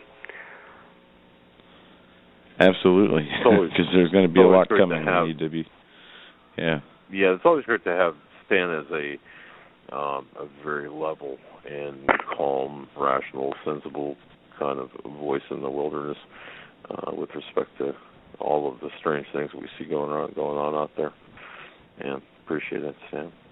Well, I do try to stand in the middle and look at the left and right sides of what data is in front of us, and try to see if what people are seeing is that, or if it's just they're being kind of misled simply because they don't know the other side of the data. And there are some things that I certainly can't explain, lights in the sky and things that have happened recently, and the booms and the thunderings I thought might just be volcanic vents with magma moving up, causing these trumpeting sounds. But there are areas I'm wondering whether that any active volcanoes are close enough to cause these things, unless they're passing them around the planet. But there's stuff like that you do the best you can, all of us, and try to assess the data as accurately as we can. Right. All right. Well, by the way, on the show images page, there's also a series which I try to do from week to week of the earthquakes in the last month and then the last 7 days. And I've got those graphs up there. You can have a look at them and see that the earthquakes in South America, Chile, Peru, that area, are picking up over the last month. The others are in the Atlantic Ridge. There's certainly been a lot of those between Africa and South America. You'll see that if you go click on that first image. And then the next two images are looking at the United States in the last week over what events have occurred, say, in the New Madrid fault zone.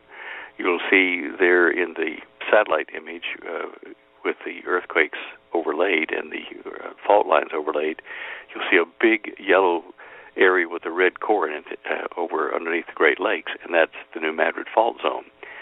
And you'll also see a very faint little blue kind of field on the left side of that zone connecting over to Oklahoma City, just north of it, where all the fracking is going on. And it has to just raise questions in your mind about the wisdom of that. But anyway, you can have a look at it on the website and make up your own mind about it. That's all. I just wanted to tell you that's a current update there. And that fracking map is still on that site, too, on that show images page down toward the bottom, showing you where they are fracking and how it kind of connects the line over to the New Madrid area. If you look at that map, the green fracking thing goes over toward Tennessee. Long line. It's almost like they're trying to connect the two together. Or maybe they're trying to relieve stress in the New Madrid. I don't know. Okay, that kind of conjures up some questions I have there, but interesting, almost as if could this be a deliberate, rather covert way of, well, as you say, relieving stress, but Nathan Liel talks about his visions he's had, and there's other people who've had similar visions, and they say when the U.S. goes against Israel, and we know that the book Eye for an Eye, it gets into every time the U.S. has interfered with the Israelis and their settlements and how devastation comes upon this land. Nathan Liel says it boldly, that when the U.S. tries or attempts to, through a treaty, split Israel, this country will be split. What happens there physically is going to manifest, or what's happening in the spiritual world is going to manifest in the physical. And I see that as a very plausible scenario. I do too. Actually, I agree with you. I've read some of his work, and I think it is really quite on the mark.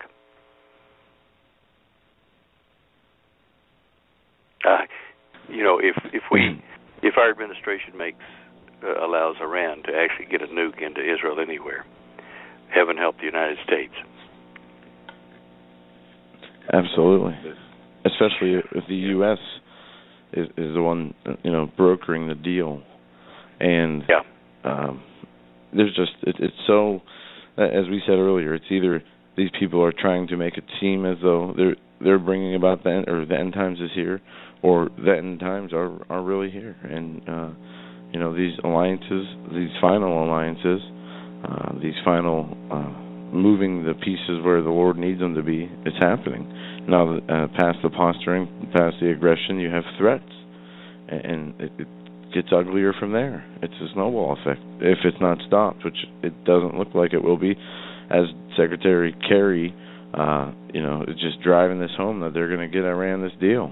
And I don't know whether you mentioned it on your show. I didn't hear all of the first hour, but and you may have done it last week or during the week about the White House putting a team of people over into Israel to try to get Bibi unelected to beat him in this election. Did you mention that on the air? Yeah, a while back, maybe a couple of weeks ago. Yeah, there was a bunch of money thrown in from the Soros people, and a lot of United Nations NGOs threw money left and right to get Netanyahu defeated on the election. Yeah. Boy, and there are deep pockets and deep connections. I know that it's a politician that can do that, but I saw him standing up there, being friendly to the Dems that were against him and stuff, and to the administration, to Obama. I'm thinking, how can he say that without, gritting his teeth? I mean, these guys are being so obviously against him. And Israel, my hat's off to him. He did a good job. Stan, God bless you, my friend. Thank you so much for your time tonight. And is there anything that you want to cover that we did not touch on? No, I think we hit the highlights here. We did pretty good. And I'll give you some advice, and that's to wear a really thick sunscreen if you're going to go back out tomorrow. Thanks, Dan. I plan on buying a one of those onesie pajamas and hiding inside there as I travel down to Orlando to avoid the sun. I mean, it's just so rare. I've been in the sun so many times, and for hours upon hours. But this, less than 2 hours, and it, you don't even really feel it while you're down there.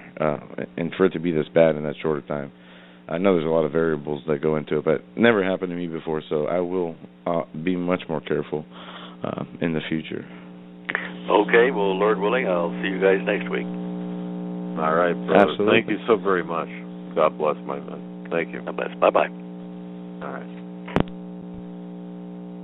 All right, that was Stan Dale on Tuesdays with Stan. A lot of good insight. Go ahead, Joe. Take it. As always. And, these mid-Atlantic quakes he's talking about, the New Madrid fault zone that he's seeing indicators on. These are all laid out in Department of Homeland Security. I forget the exact terminology. Quadrilateral risk assessments, and there's 100-page documents, hundreds of pages of documents, and I think their last one was just released in January from last fall, and again it included, like the first one did, the threat assessment of possibility of the New Madrid being activated in the worst way, and it talked about the amount of people it would affect or displace, and they estimated it roughly in a conservative number of 144 million. I mean, what Stan's talking about, the danger's there. It's like Yellowstone. If Yellowstone were to blow, it would be over.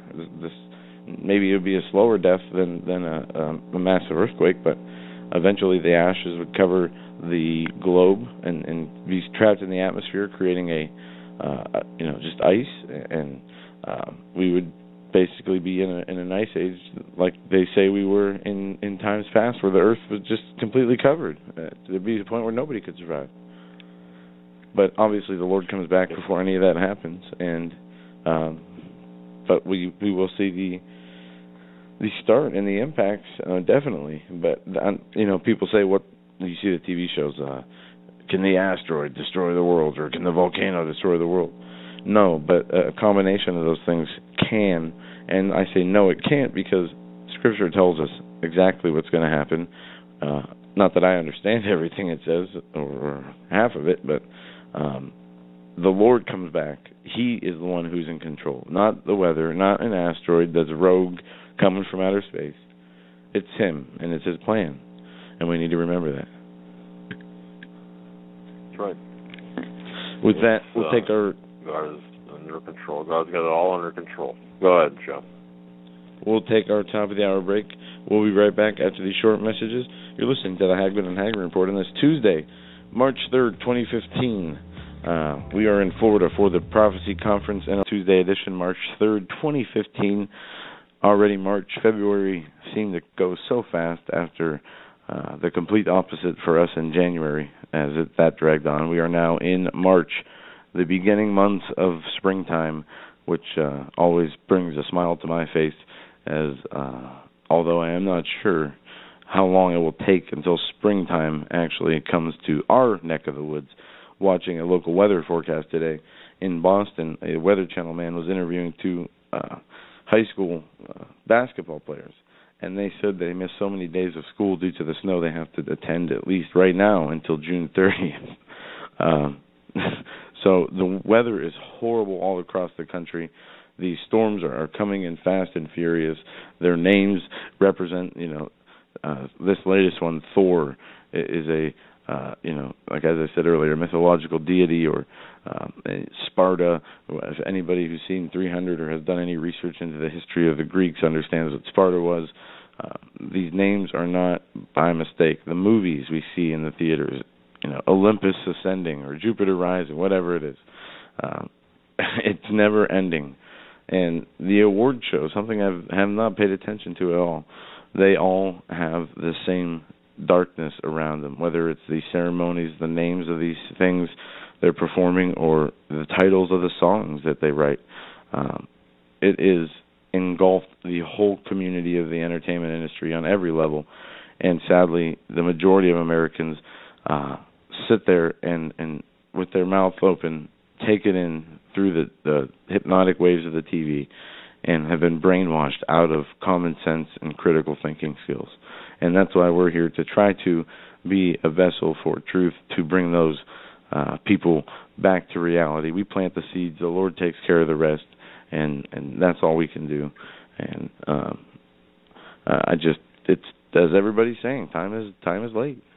So we're going to continue to plant those seeds, and I know the Lord is doing His part, and it will be a revival of a supernatural nature when this underground church has to really commit and go in the wilderness, we'll say, when everything breaks down.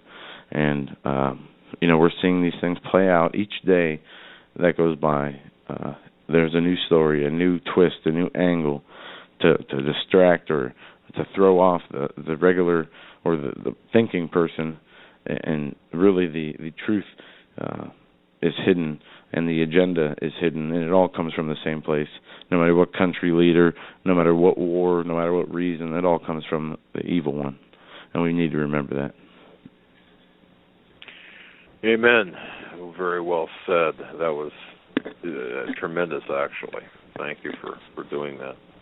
I just want to, Joe, I'm going to give a little what happened? plug in here. I just got conscious again. What happened? No, yeah. I'm kidding. What? Yeah. I'm going to give a plug. I'm going to be in the morning talking to a couple of people.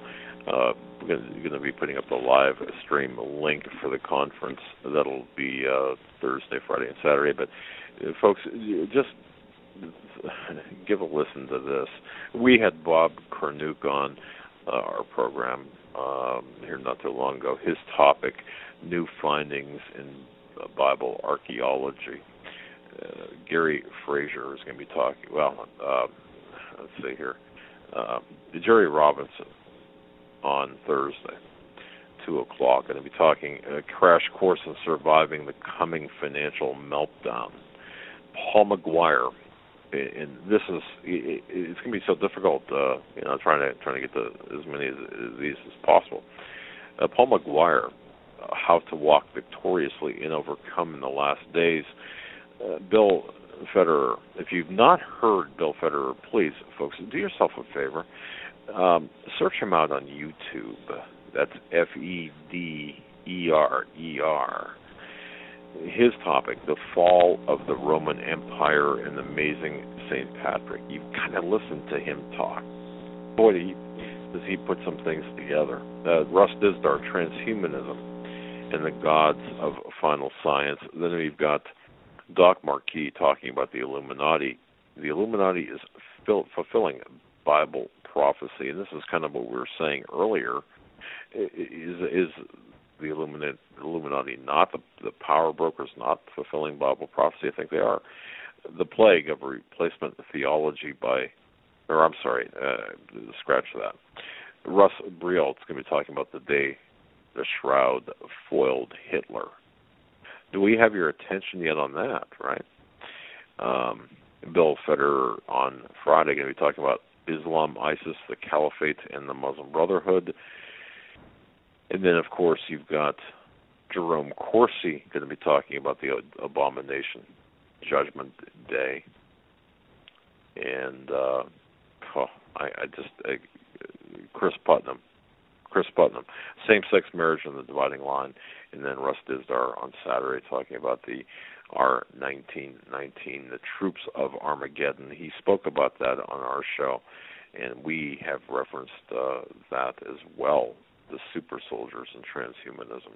So, and then, of course, we're going to be talking about Muslim terror training camps in the United States, Muslim terror training in the U.S. on a Saturday at 8 o'clock. As well as a few other topics.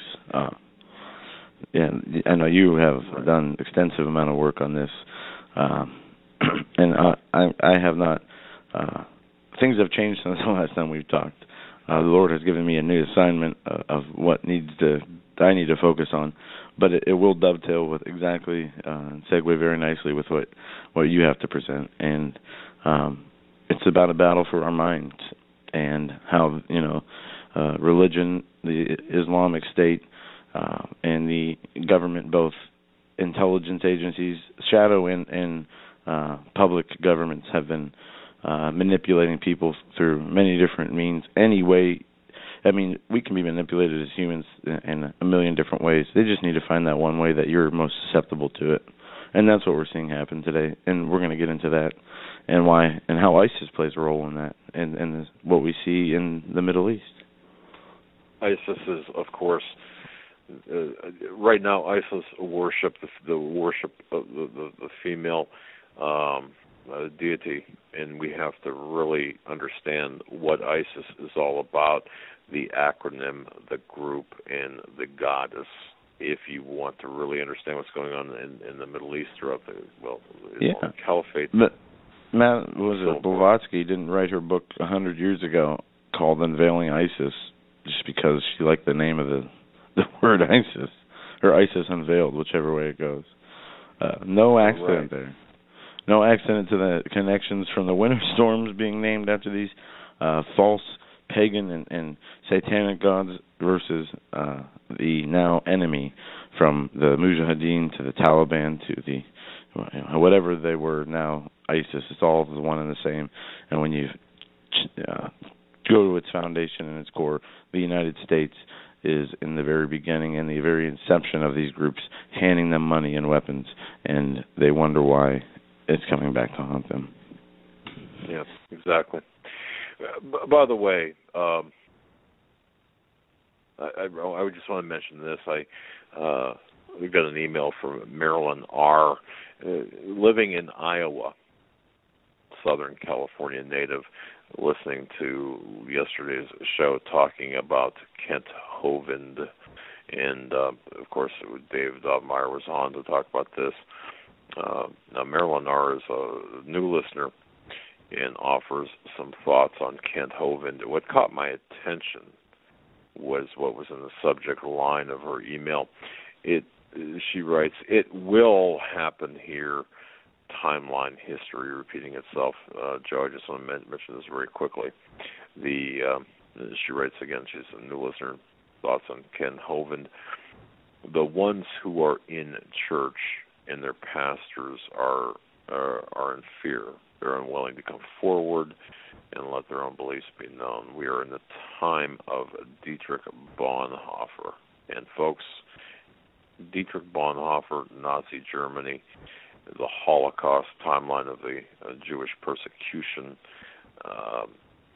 you really have to understand that, and Marilyn has wrote this, that church attendees, those attending church have no idea that they're next, the loss of their homes, the loss of a way to make a living, their bank accounts, pensions, Social Security, forced labor camps.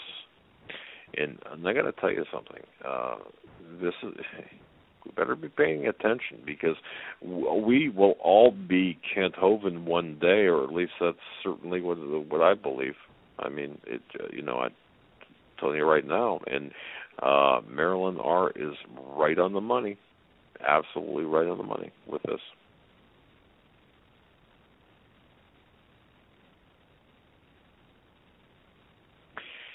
Joe, did I lose you there? Yeah, there we go. That delay was about 10 seconds from pushing the button. I do apologize. I haven't been following the Kent Hovind situation. There was maybe a preliminary hearing that was held a couple of weeks ago where he did not appear, if I remember correctly. I don't know if you covered this. I don't know what happened there. Bottom line is a trial for mail fraud, which are just bogus charges, starting today. Jury selection was yesterday. The trial started today. Dave Dobmeyer's on the ground in Pensacola, Florida. What we need to do, folks, is we need to just harass the hell out of, and I'm sorry, but we need to harass the heck out of these people. When I say these people, I'm talking about the judge, the people in the federal court system. This is a travesty of justice. This is not justice at all. This is selective persecution based on someone's ideology and beliefs. And folks, we cannot allow this to continue, because if it does, we will be next. And with the implementation of the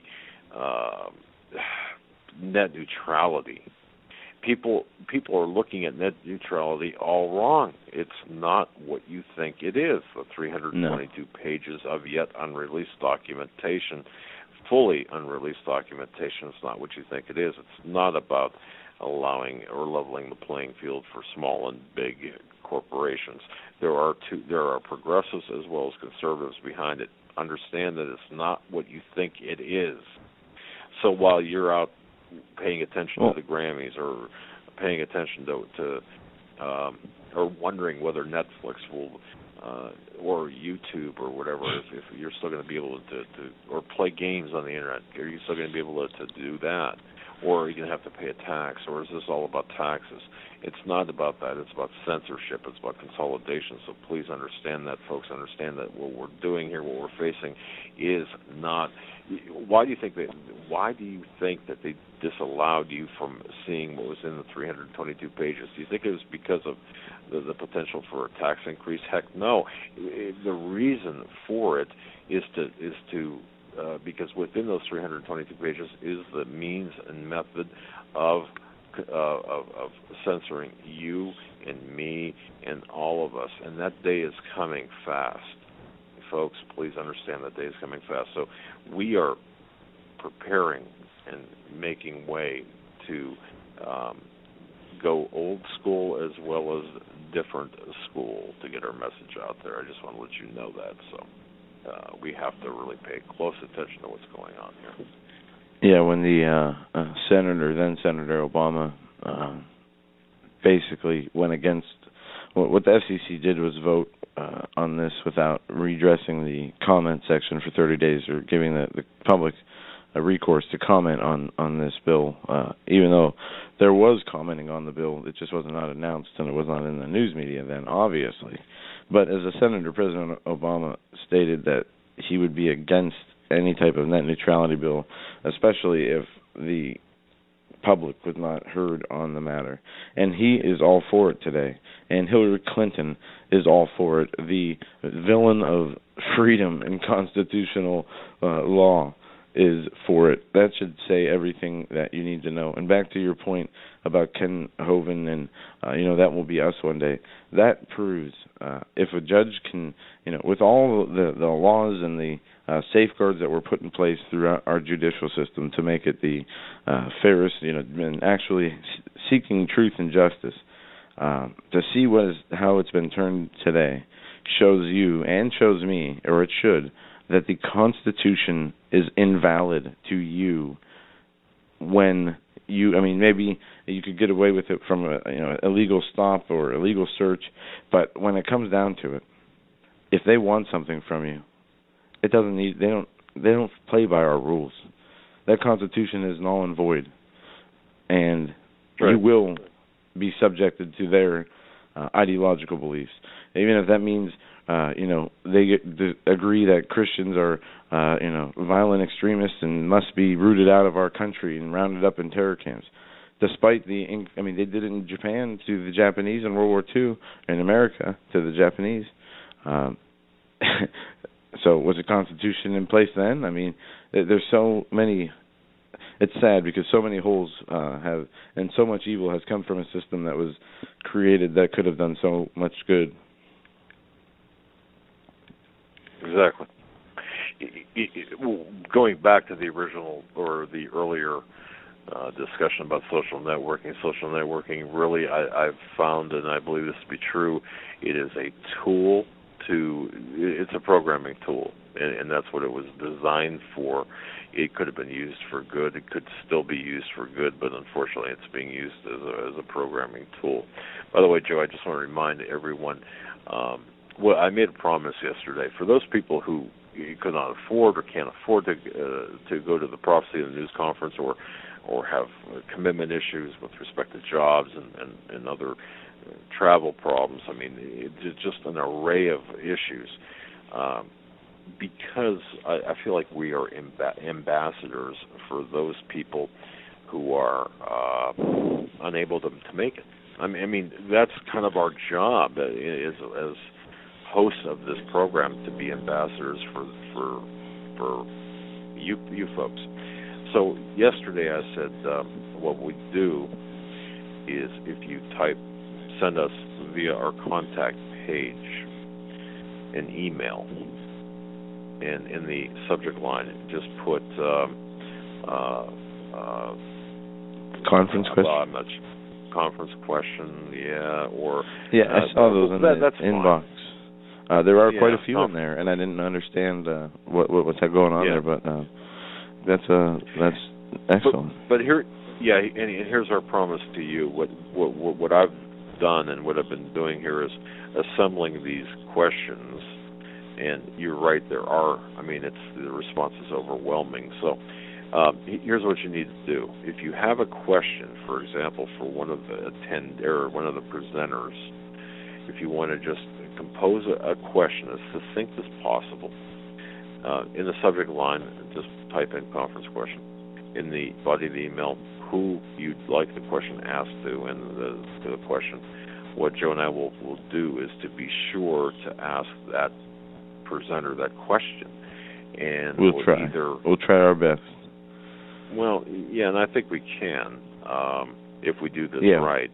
We do have enough time, with the interviews. But now, to respond back though, Joe, is to the people who are listening. Either we will, depending on the popularity of the question, either we'll give the answer over the air, or we will attempt to respond back via email. Chances are we'd like to be able to go over the questions and reply on air. That way everyone can hear it, because there's some great questions in there, some questions I never thought to ask, and I'm glad we did this. So once again, if you've got a question for any one of the guests at the Prophecy of the News Conference and you'd like us to ask it on your behalf because you cannot get here, send it to us in subject line conference question, and we'll ask a question. So, do our fantastic. I'm not going to have many opportunities to do so. Yeah, exactly. So, I think that's extremely. All of the people here are just unbelievably at the tip of their, top of their game, tip of their spear, in terms of their subject matter. And so, anyway, the last thing, Joe, in that before we close out the program here, folks, I don't know whether you heard about this, but now it's coming out, the information about Hillary Rodham Clinton during the her foreign days money. The emails. Okay, I don't know whether you heard about this. No. Using her, she used private email while at the State Department, and of course, the New York Times is reporting on this. And when you start having the New York Times report on this, you got to better ask yourself a couple of questions. Number one, why is the New York Times reporting on this against Hillary? Because it looks bad for her. And is this the real case? But Hillary Clinton used her personal email account while at the State Department, breaking rules. Now, the State Department says possibly breaking rules, but she did. If you can conduct government business as Secretary of State, you use a personal email account to do so, not consistent with the regulations with the federal government. And this is it's more like talking off the books, off the records.